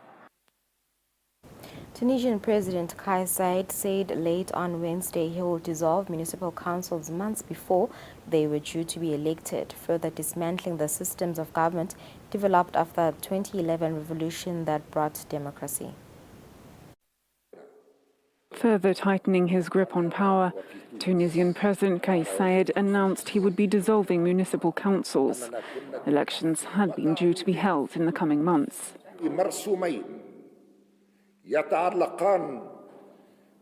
We will be discussing the draft decrees revising municipal electoral laws and the election of national and regional council members. We'll also discuss another law that will dissolve the municipalities and replace them with special councils. Introduced after the country's 2011 revolution, these branches of democratic local government decentralized decision-making. Most of the over 300 municipalities are not run by the ruling party, but by independents and the opposition, among them Ennahda, staunch critics of Saied. The new special councils will also be elected, but only according to the rules written by the president.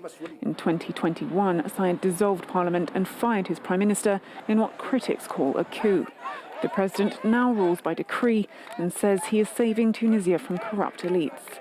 In recent weeks, authorities have embarked on what Amnesty International has called a politically motivated witch hunt, arresting both opposition figures and journalists. The Georgian Dream ruling party said in a statement it would unconditionally withdraw the bill we supported without any reservations. It cited the need to reduce confrontation in society while also denouncing lies told about the bill by the radical opposition. The Georgian government's draft law was dropped as quickly as it was introduced after 2 days of violent protests in the streets. The text said organizations receiving more than 20% of their funding from abroad would have to register as foreign agents. The bill received strong opposition as it resembled a Russian law adopted in 2012 which silenced critics in the media. This triggered mass protests across the country's capital. For 2 nights, police violently dispersed crowds with tear gas, stun grenades and water cannons. But protesters were unwilling to back down, waving Georgian flags and setting cars on fire as they barricaded the streets. Georgia's ruling party withdrew the law to reduce confrontation in society, but claims it was badly represented and plans to launch public consultations to better explain its purpose. Opposition parties responded saying protests would continue until the government formally denounced the bill. President Zurabishvili, who condemned it from the start, had vowed to veto the text. The path of European integration should be protected. Those who support this law, all those who voted for this law, are all violating the Constitution. They are driving us away from Europe. 75% of Georgians hope to be granted EU membership, but the European Commission warned that passing the law would hinder the country's application for EU candidate status. This law is incompatible with EU values and standards. It goes against Georgia's stated objective of joining the European Union, as supported by a large majority of Georgian citizens. Its final adoption may have serious repercussions on our relations. This morning, the EU delegation in Georgia praised the ruling party after the withdrawal of the law. Israeli Prime Minister Benjamin Netanyahu had to be airlifted on Thursday to the country's main international airport for an official overseas trip after throngs of cars and protesters prevented him from driving there. Another day of mass disruption. Israel is dealing with one of its worst domestic crises over the new government's plan to overhaul the judiciary. It's the 9th straight week of demonstrations. On Thursday, thousands of protesters blocked roads across the country. They even barred Prime Minister Benjamin Netanyahu's route to the airport, forcing him to be airlifted there instead. I'm here this morning protesting for democracy. Israel is on the verge of becoming an autocratic country. And I'm here with my daughter, my friends, a lot of parents trying to save the country. The judicial reform would limit the power of the Supreme Court, often seen as the gatekeeper of fundamental rights. Netanyahu argues it will strengthen democracy by giving more power to the elected government. We would do anything to prevent the disruption of our society, and we won't let anyone disrupt Israel's democracy and get in the way of the decision of the majority in Israel, as expressed in the recent elections. It's a rift that runs deep. Even Israel's military has seen unprecedented opposition from within its own ranks. The Israeli Air Force says it has dismissed a reservist officer on Thursday for trying to orchestrate group walkouts. Tens of thousands of people marched in Greece on Wednesday to protest over the country's deadliest train disaster on record as workers staged a nationwide day-long walkout. Thousands gathered in Athens to protest against systemic failings, which led to 57 deaths in Greece's worst ever train disaster. Tensions between police and protesters mounted as petrol bombs were hurled. The collision between a passenger train and an oncoming freight train has triggered anger across the country, with many blaming government neglect. Yes, you feel angry because the government did nothing for all those kids. The public transport is a mess, basically. And yes, now all those people are here to support and so that something must be done. Strikes which began earlier in the day brought Greece's transport system to a standstill as workers across several sectors walked out to express their discontent.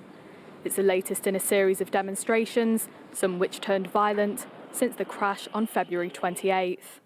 On Sunday, Greece's Prime Minister apologised for any responsibility the government had in causing the disaster, an apology reiterated by the new Transport Minister this Wednesday, who took office after his predecessor resigned last week. The responsibility that belongs to the government has been assumed. The system will not restart until there's a technological upgrade and only under improved security conditions. The government initially blamed human error. The station master at the time of the crash is currently facing charges of manslaughter. But the Prime Minister, who faces elections this summer, has now promised to cooperate with an inquiry into the collision. Train and air traffic will again be disrupted in France on March 9, and garbage collection in cities, including Paris, will be patchy as strikes against a planned pension reform are set to enter a third consecutive day. By the Eiffel Tower lies an unusual sight. Bags of rubbish piled on top of each other and overflowing bins. Garbage collectors have been on strike since the beginning of the week, leaving heaps of waste in at least 4 districts in the capital. Some bin bags tower over the passers-by. It's linked to the strikes, so we have to respect it. That's all. But it shouldn't keep going for too long, for sure. It makes us want to vomit. It stinks. We have to keep our trash inside our homes, so not to add more onto the streets. I can barely leave my building. In Paris alone, close to 2,000 tons of waste has been left to rot. This shop entrance is surrounded by bins and cardboard boxes. We really don't know what solution we will find, but they need to find a solution themselves to come and get this, because this is unacceptable.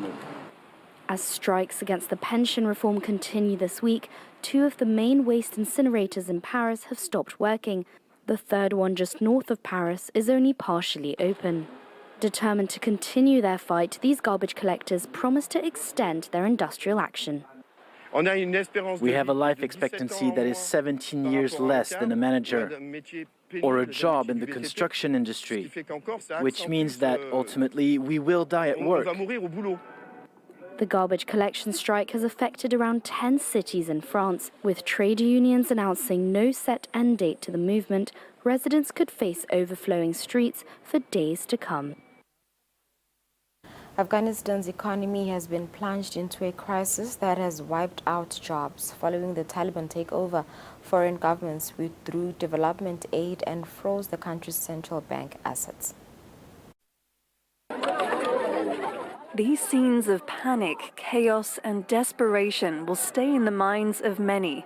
But for U.S. Marines who were in charge of evacuating civilians from Kabul airport, the harrowing experience has left physical and emotional scars. Testifying for the first time during an oversight hearing in U.S. Congress, service members did not mince their words. The withdrawal was a catastrophe, in my opinion, and there was an inexcusable lack of accountability and negligence. 25-year-old Tyler Vargas Andrews told lawmakers of how he lost an arm and a leg in a bomb attack outside the airport. The August 26 attack killed 13 U.S. soldiers and more than 100 Afghan civilians. According to Vargas Andrews, he and another Marine had received intelligence about a suicide bomb plan, and he spotted the suspect in the crowd. However, he said his superiors ignored his requests to act.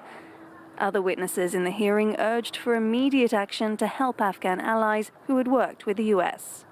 If we don't set politics aside and pursue accountability and lessons learned to address this grievous moral injury on our military community and right the wrongs that have been inflicted on our most at-risk Afghan allies, this colossal foreign policy failure will follow us home and ultimately draw us right back into the graveyard of empires where it all started. Wednesday saw the first of a long-promised series of Republican-led hearings into the Biden administration's withdrawal from Afghanistan. Immediately after leaving the country in August 2021, the president hailed the success of evacuating more than 120,000 people, but blamed his predecessor, Donald Trump, for the deal he signed with the Taliban to remove American troops. Top Chinese officials have lashed out at the United States this week with unusually direct, hostile rhetoric coming from Beijing's new foreign minister. Qin Gang warned of conflict and confrontation if the U.S. continues to try to contain China. The U.S. says it is not seeking to contain China and sees no change in relations. At a plenary session of the National People's Congress, Chinese President Xi Jinping slammed the United States for leading what he termed containment, encirclement, and suppression of China, while calling on the private sector in his country to boost innovation and economic development. China's new foreign minister, Qin Gang, was even more direct on Tuesday at a news conference. If the United States does not hit the brakes, but continues to speed down the wrong path, no amount of guardrails can prevent derailing or a crash, and there will surely be conflict and confrontation. The Biden administration has often said it is seeking guardrails to prevent competition with China from veering into conflict. State Department spokesperson Ned Price had this reaction. This is not about containing any country around the world. This is not about containing China. This is not about suppressing China. This is not about holding China back. This is about upholding the rules-based order.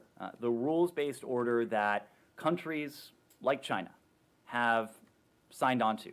One expert told VOA that the harsh language from Beijing this week is unusual. The rhetoric coming both from the foreign minister and from Xi Jinping, China's leader, has been quite striking, mostly because Chinese leaders, when speaking about the United States, tend not to speak so directly.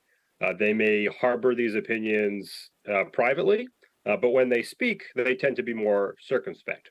Another expert told VOA it will not be easy for Beijing and Washington to find common ground because they perceive each other as a threat. China says we're willing to have good relations with you as long as you don't try to contain China.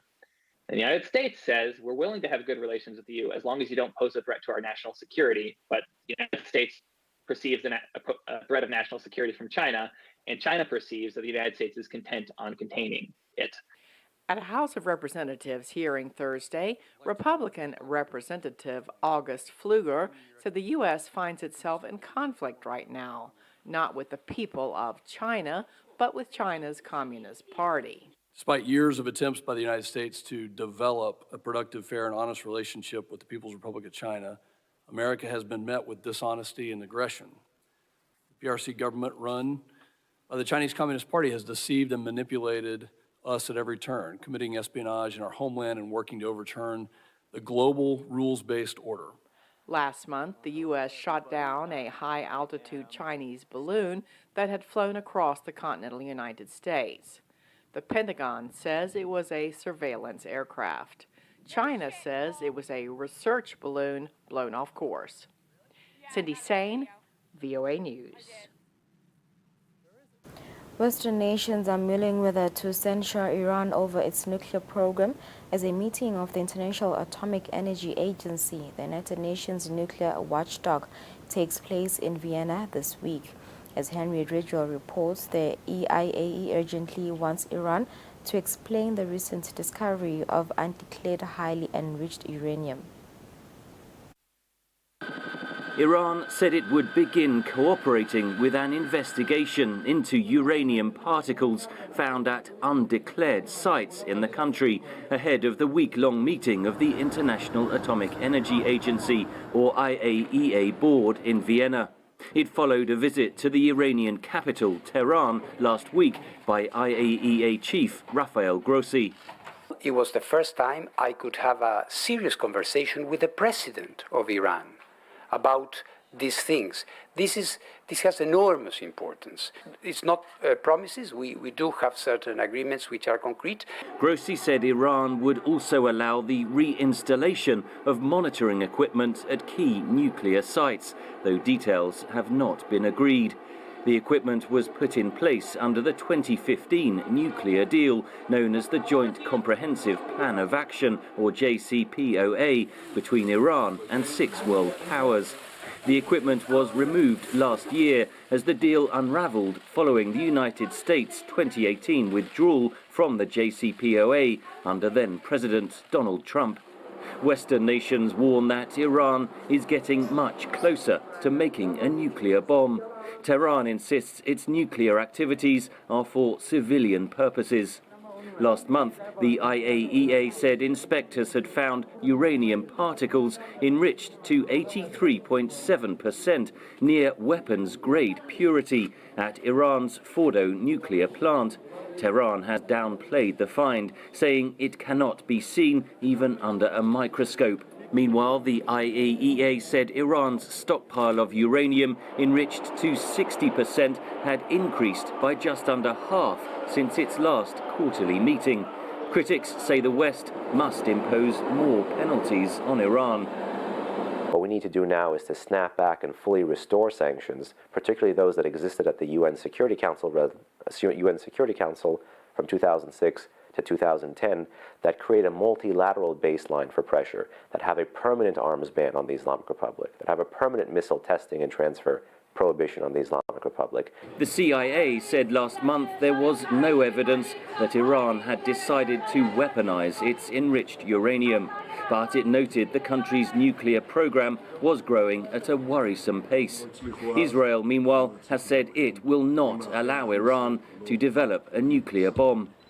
Is it permissible for Iran, which openly calls for our destruction, to organize the tools of slaughter for our destruction? Are we forbidden from defending ourselves? We are obviously permitted to do this, and we are obviously doing it. Indirect talks between the US and Iran to restore the 2015 nuclear deal broke down in September. Since then, the US and Europe have imposed further sanctions on Tehran following its violent crackdown on anti-government protests and its supply of military drones to Russia. Henry Ridgewell for VOA News. Rights groups are warning that independent Turkish media face fines and arrests over critical reporting of President Recep Tayyip Erdogan's handling of February's deadly earthquakes. Local media like Jin News were at the forefront of reporting on February's deadly earthquakes, highlighting what critics claim was a slow response of the government and emergency services. That reporting, they say, drew unwanted attention from the police. The police took our press cards, and then they took us to the police precinct. We were kept there for 3 to 4 hours and were asked, "Why did you come to the quake zone?"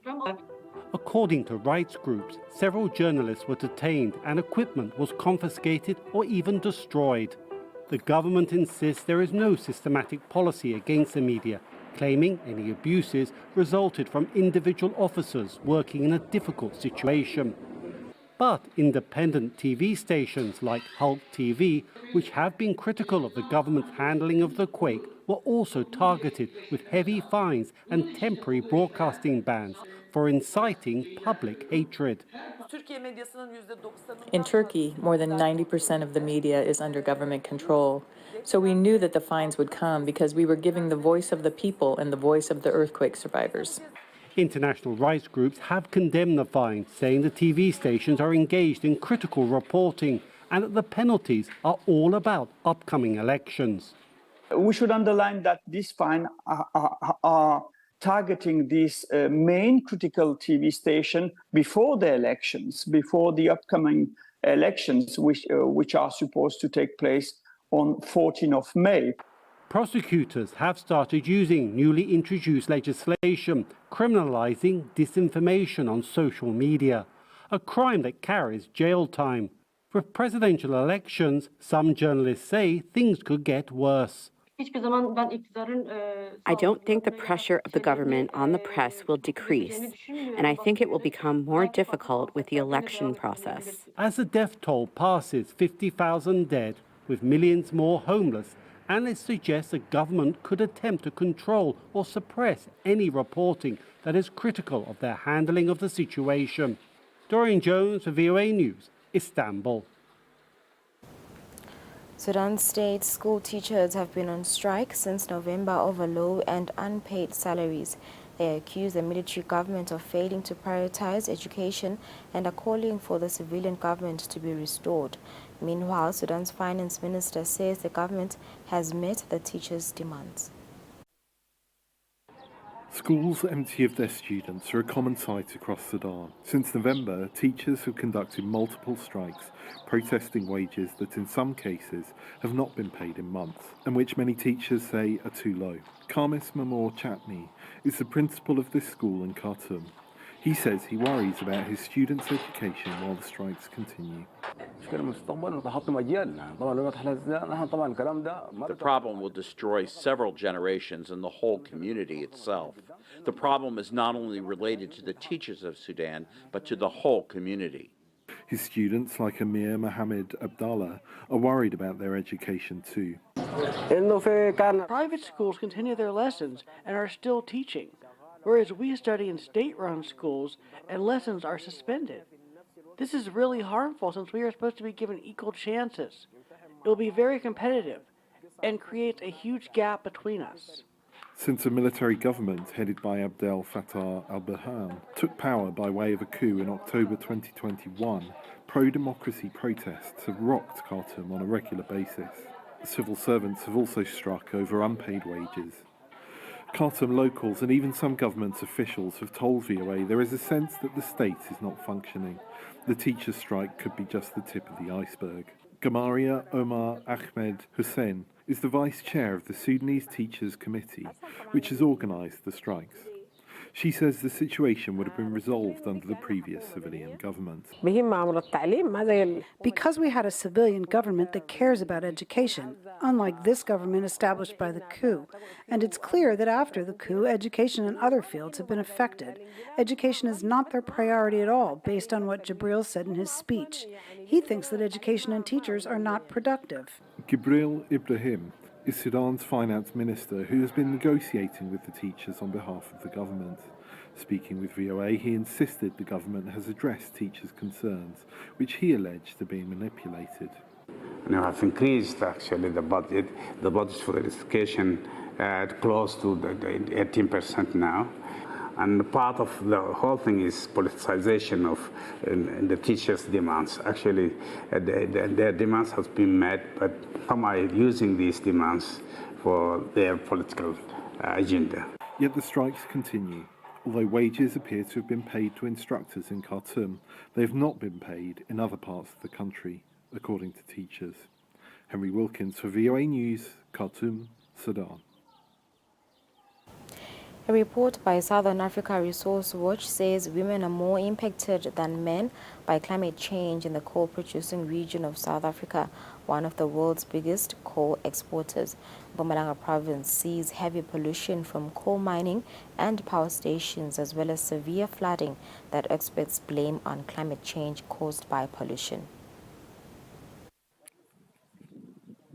Single mother of two, Zanele Skosana, woke in the middle of one night in February after the banks of the nearby dam broke and flooded her shack. She and the kids have since been living at a local church in Carolina's Silobela township, where the flood destroyed 20 shacks like hers. It was too much stress. I don't know what can I do. I was shaking. Then my neighbor helped me take out other furniture, other damage.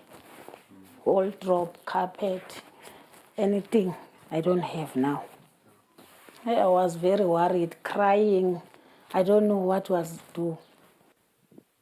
Carolina is in South Africa's coal-producing Mpumalanga province, which has some of the worst pollution and air quality in the world. Experts blame burning fossil fuels like coal for climate change linked to severe weather, like the flood that destroyed Skosana's home. Activist group Southern Africa Resource Watch, in a February report, says women in coal mining communities like Carolina suffer the most from climate change and pollution. Most of these homes are headed by women. Our daily job is to wake up in the morning, is to clean, is to cook, clothe the kids, get them to school. It's our normal routine. So we have been having this experience for the past 7 years where our water is like totally polluted. You'd open your tap and you'd get brown water. International partners last year pledged $8.5 billion to help South Africa wean itself off coal and introduce greener and renewable energy. But officials say the so-called just energy transition won't happen anytime soon. None of the coal mines, the old coal mines, has been rehabilitated properly. So it is a complex issue. You can't just say, okay, stop coal mining. We're going to have a green utopia. It's not going to happen. South Africa's record power cuts are only adding to the demand for fossil fuels. Meanwhile, mothers like Skosana suffer the consequences. Jan Borman, VOA News, Carolina, South Africa. It's 7:30. We've come to the end of our international news. Let's take a break. We'll continue shortly.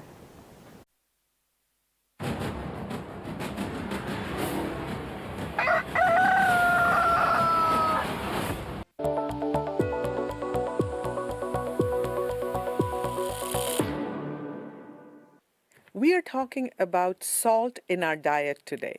What happens when we consume too much salt, and how can we reduce it in our diet? And why should we do that? Hello and welcome to Science in 5. I'm Vismita Gupta-Smith. We are talking to Dr. Francesco Branca today. Welcome, Francesco. Francesco, WHO's latest report is urging everyone to reduce salt in our diet. Please explain to us what happens when we consume too much salt. Consuming too much salt is leading to increased blood pressure and to increased risk of death for heart disease and stroke. Too much salt is the most important dietary risk factor for the global burden of disease. We have 1 adult in 4 that has a high blood pressure, and we have 2 million people dying every year as a result of consuming too much salt. Francesco, how do we know if we are consuming too much salt? Most of us are consuming too much salt. The WHO recommends to consume not more than 5 grams of salt every day, which is roughly half of what on average people consume in the world.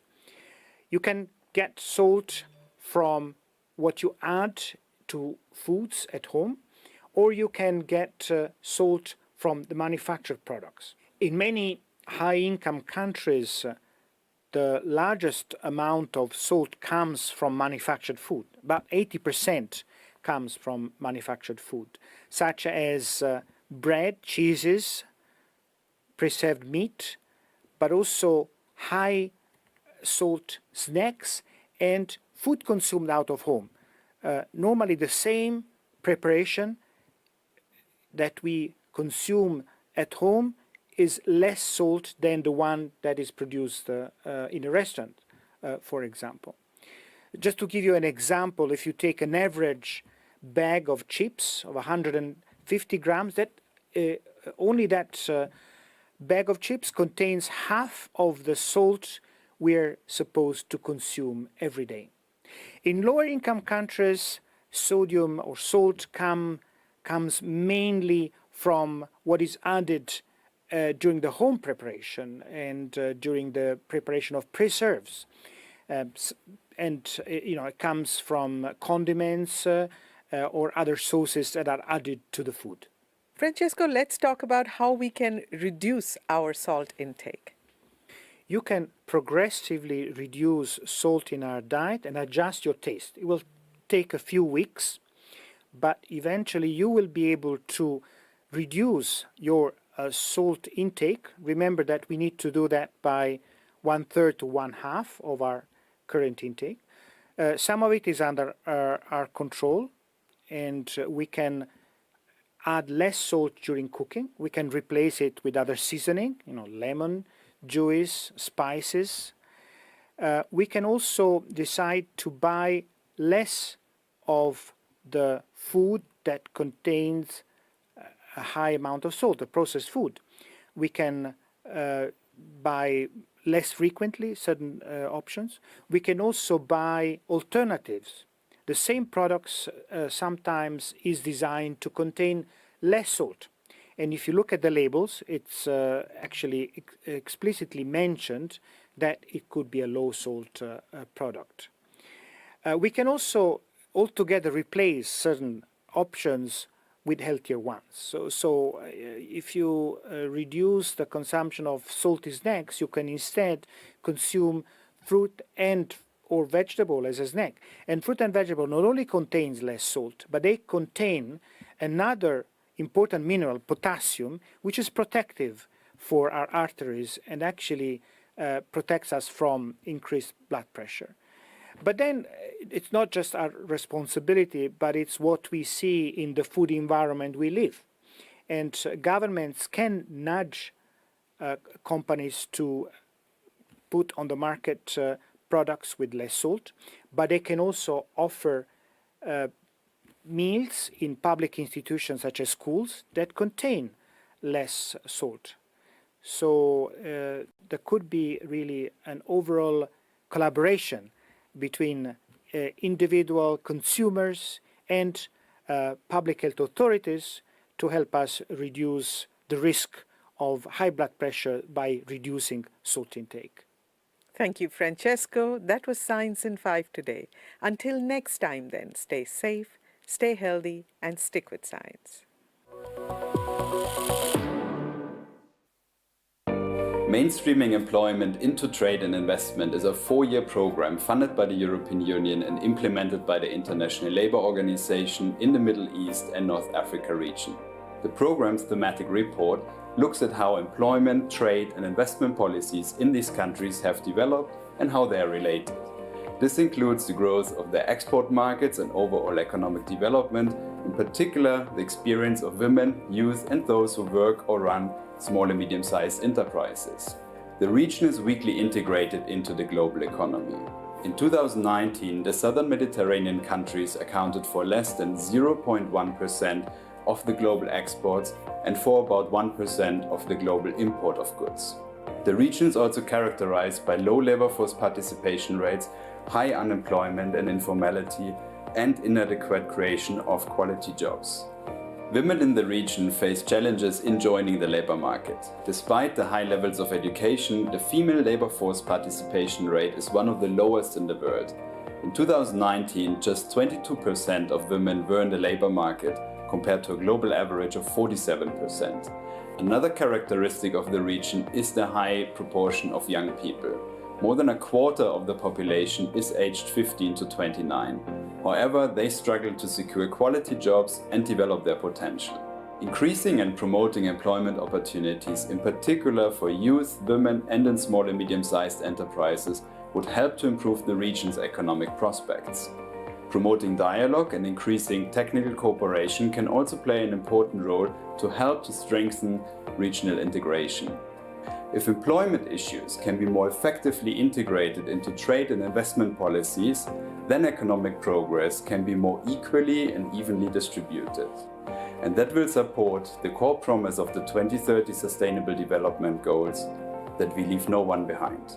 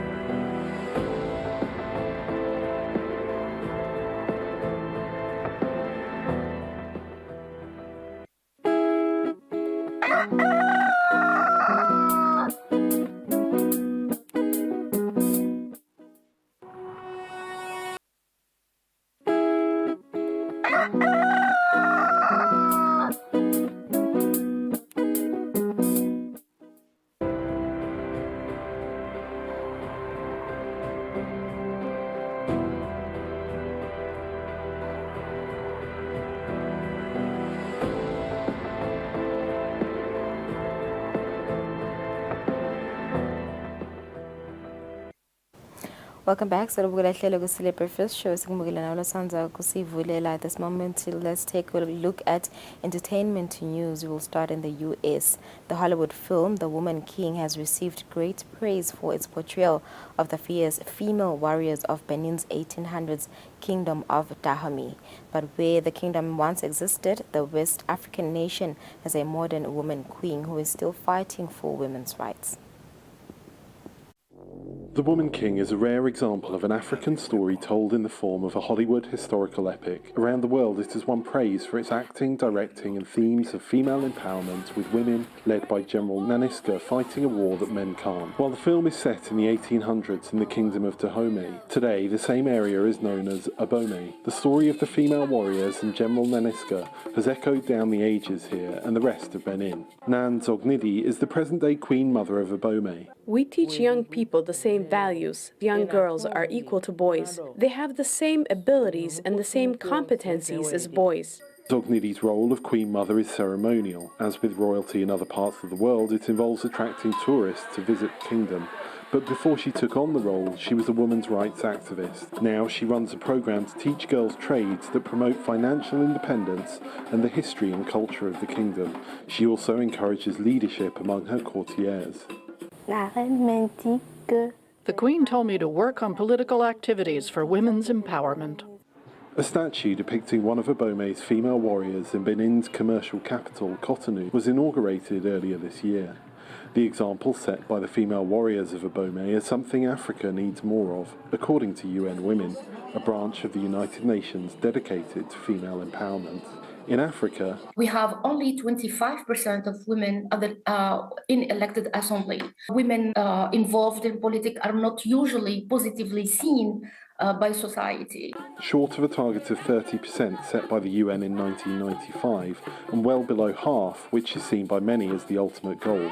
Marion Ogeto is a human rights lawyer who works with Equality Now, a non-profit working for female empowerment.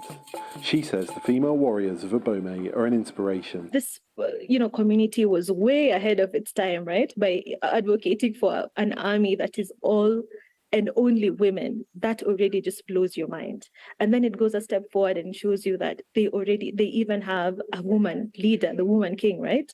And she's in a position where she's able to sit at the same table as the king, as well as all the other advisors, and tell the king, look, this is not, for example, this is not how you need to handle this situation. We need to do X, Y, and Z. As for Zognidi, she thinks the most important lesson Abomey's warriors have to teach the world, not least the world of politics, is... Everything that men can do, women can do today. We can't say that women are weak. It is wrong.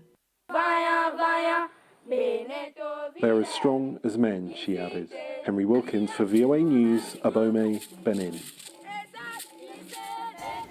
A statue in Benin of one of the female warriors of Dahomey, which appeared in the Hollywood film The Woman King, was likely built by a sanctioned North Korean company, according to evidence discovered by the Korean service. In an exclusive interview, the Beninese government denies the statue was constructed by North Korea.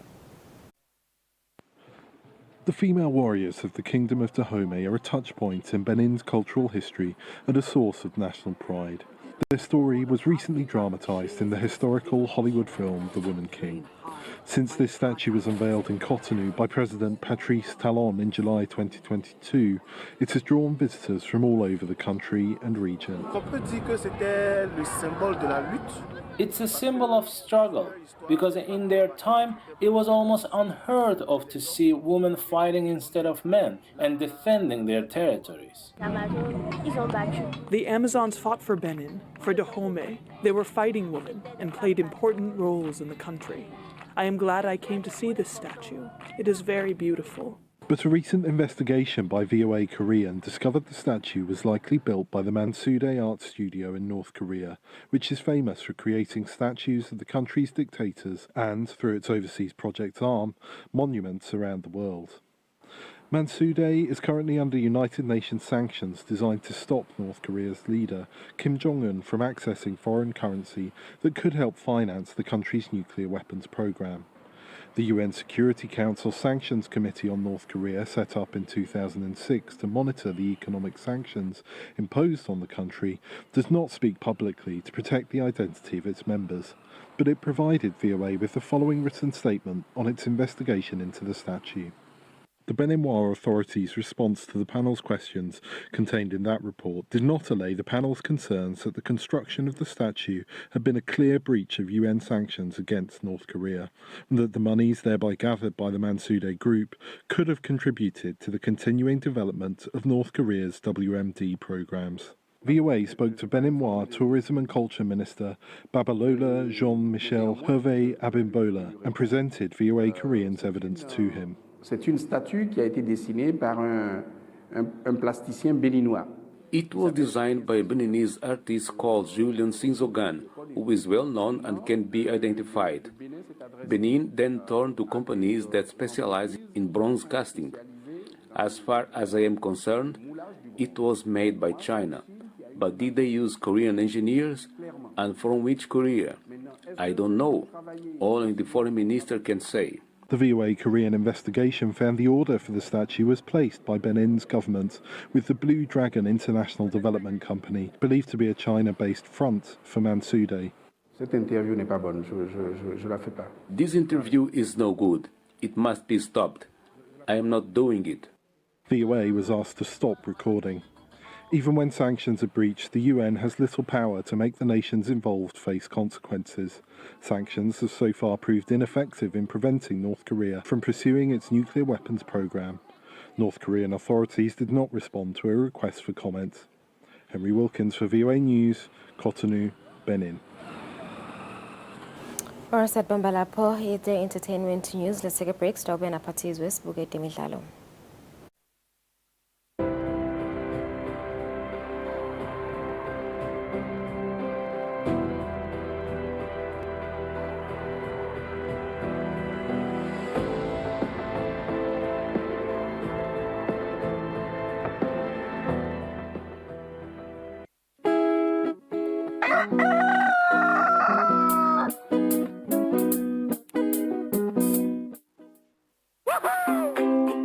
Pay your TV license quickly and easily with MTN Momo. Simply dial *007 *3 hash and select option 8 for TV license. Enter your national ID number as your reference and the amount you wish to pay. Then enter your PIN to confirm your payment. Once your payment has been made, you'll receive a confirmation SMS of your payment. If you're a first-time payer, you get another SMS for your TV license. So legalize your entertainment from the comfort of your home. Pay your TV license the easy and convenient way with MTN Momo. Everywhere you go, MTN.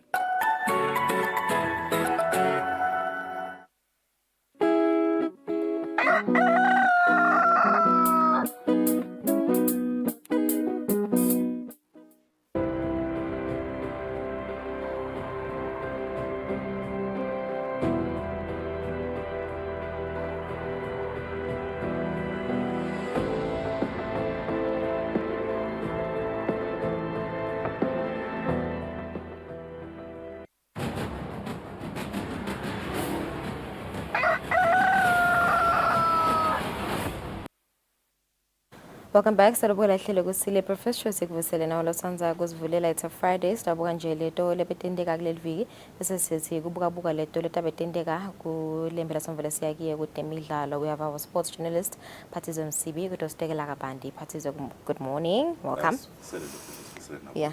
Ngibone namhla kuseni la endzabeni Charles executive member uyavutha nimkadisa ngani kwendekeni? It's funny because this thing I think icaled my social networks. Lapho khona angathi ngoma he's not an executive member even to me. A member of a team wa mention something of the fact ukuthi the Premier League irana ba parts of my team. It's either about small teams rather, if I can call them that. Small teams lamanya khona aga first division. If we're looking at facts, uqinisile the member lo asho lokho ukuthi irana ama team la first division, but akuse for yabo le bavotela ba stand up for elections just like anyone else. Ngangikhona lungelele kwa vote ba win. So kuse kulita bobani ku executive, I don't think ukuthi kumele kube yi-issue leyo le kumele singabe ikhulunywa even where socials and all that. But the fact that remains lungelele ukuthi the Premier League irana ama team lamancane and they are doing what they can ukuthi bazame ku keep the ship afloat, because mabuka ukuthi I'll say babene part eqinisweni lonke lungelele kusi bathi mabafika ku office bakhanza kwafika i-COVID kwafika the unrest nyaloke setimvo siqala to normalize, but when makufika letimvo leti mina nje for one I think they did enough mabuka ukuthi during COVID there's the first one makuvela COVID league game, but the second one isizini yakhona idlala yonke yaphela ngesikhathi COVID, and they made means ukuthi itsiphele ama fans abe sekabuyele stadium, which I think lokho ngeke siku ignore totally. And going forward makabuka loyo mbhalo lo wabhala ukuthi kudlala ama team lamancane abhalidwa ama team lamancane ubuka the aspect yokuthi lungelele if I'll say umncane and fan you'll try to set up standards lo tokhona kwa meter wena. So maybe those standards will not literally mean ukuthi they are the best for the league, but they are the best for wena ukuthi ukhone ekuwa meter and uqhubeke nesizini. So kube nema instances lapho khona ubona khona ukuthi mhlawumbe lo team, because I remember there was a time lapho khona kwaduka imali, well allegedly kwathiwa idukile kulama executive members of the small teams kwangena imali lengule bangayitholi but for double of what they were supposed to get, and it took time for ukuthi i refund. You see those kind of mistakes it goes back to ukuthi maybe they're trying to just yabona ukuthi basurvivise emateam abo. But then Charles uphumile itolobe watochaza ukuthi first of all kusebenzisa nje office lo ukuthi abantu bamfula batshengisa ukuthi baphula the different directions when they are supposed to be going to the same direction bazama ukuthi baphakamise ibhola yala even bonke. They are trying mabasho bona bathi there's supposed to be a knockout tournament that is supposed to be played. So lokuthi bancane, are they capable? So bona they are saying, Charles is saying they are very much capable because of what they've done in the office, and now baseleng the next 2 years ukuthi bende umnyakato, and they are anticipating ukuthi in the next 2 years deposit sebetibuyile ebholeni because nato betilile during COVID. This year ba expect ukuthi they recover. Next year kumele kucalwe ke ukuthi sibone back ama knockout tournaments because nyalo we only playing for MTN, and MTN managed ukuthi aphinze acophele somewhere else afake iMomo Cup on the other knockout tournaments ledlalwe kulomnyaka.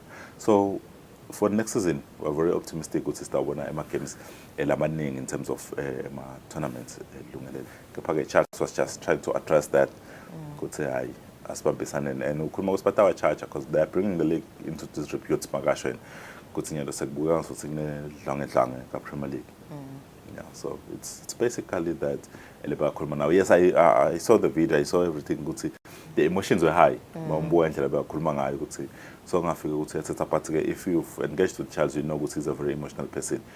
Info maga invested kuyo invested. Yeah, all right. Speaking of the Premier League and also getting into the weekend nje, and asibuka wana ama games ale weekend, what can we expect from my teams? Aqala namuhla lungelela ema games ke kalanga lapho idadla khona iRoyal Leopard ledlala neDenver Sundowns. iRoyal Leopard they win the past 6 games. They are in a very, very good form. But we are going to win Highlanders, which I believe would see confident-wise our poster. But they are going to play Denver Sundowns. Lenayo, he win a very convincing win against Man United. But win a 5-0. So confidence go.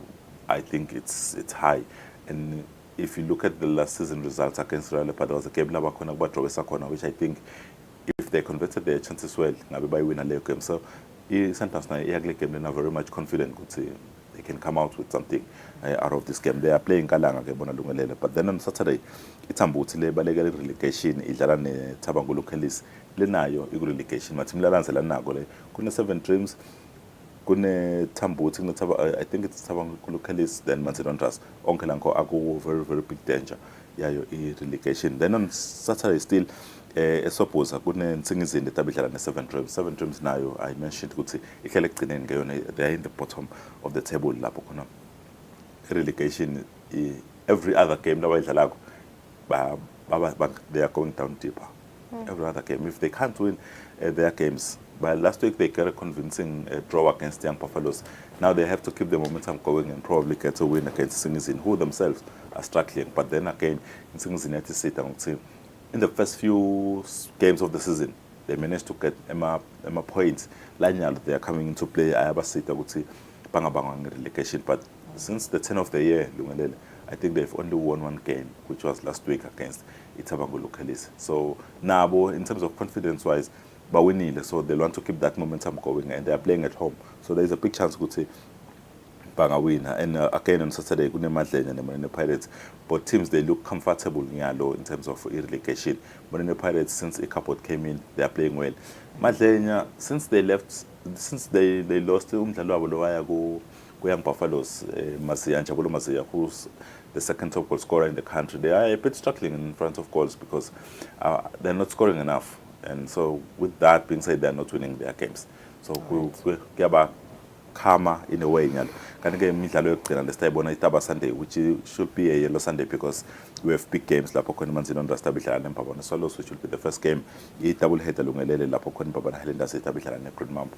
Green Mamba sathi usihleli ku top of the table, and Highlanders yalandzela, they're still the chasing pack. Mapabane Swallows chasing pack. Manzi Nondasta, they're trying to escape relegation. So it's going to be a very entertaining day. And if we are around, just go to Mavuso and you'll enjoy football. All right, entertaining indeed. Thank you so much, Patiza Mbugeli. So tivele with emidlalo this weekend ukuthi titabe itendeka kuphi le second breaks the rest of alahlelo.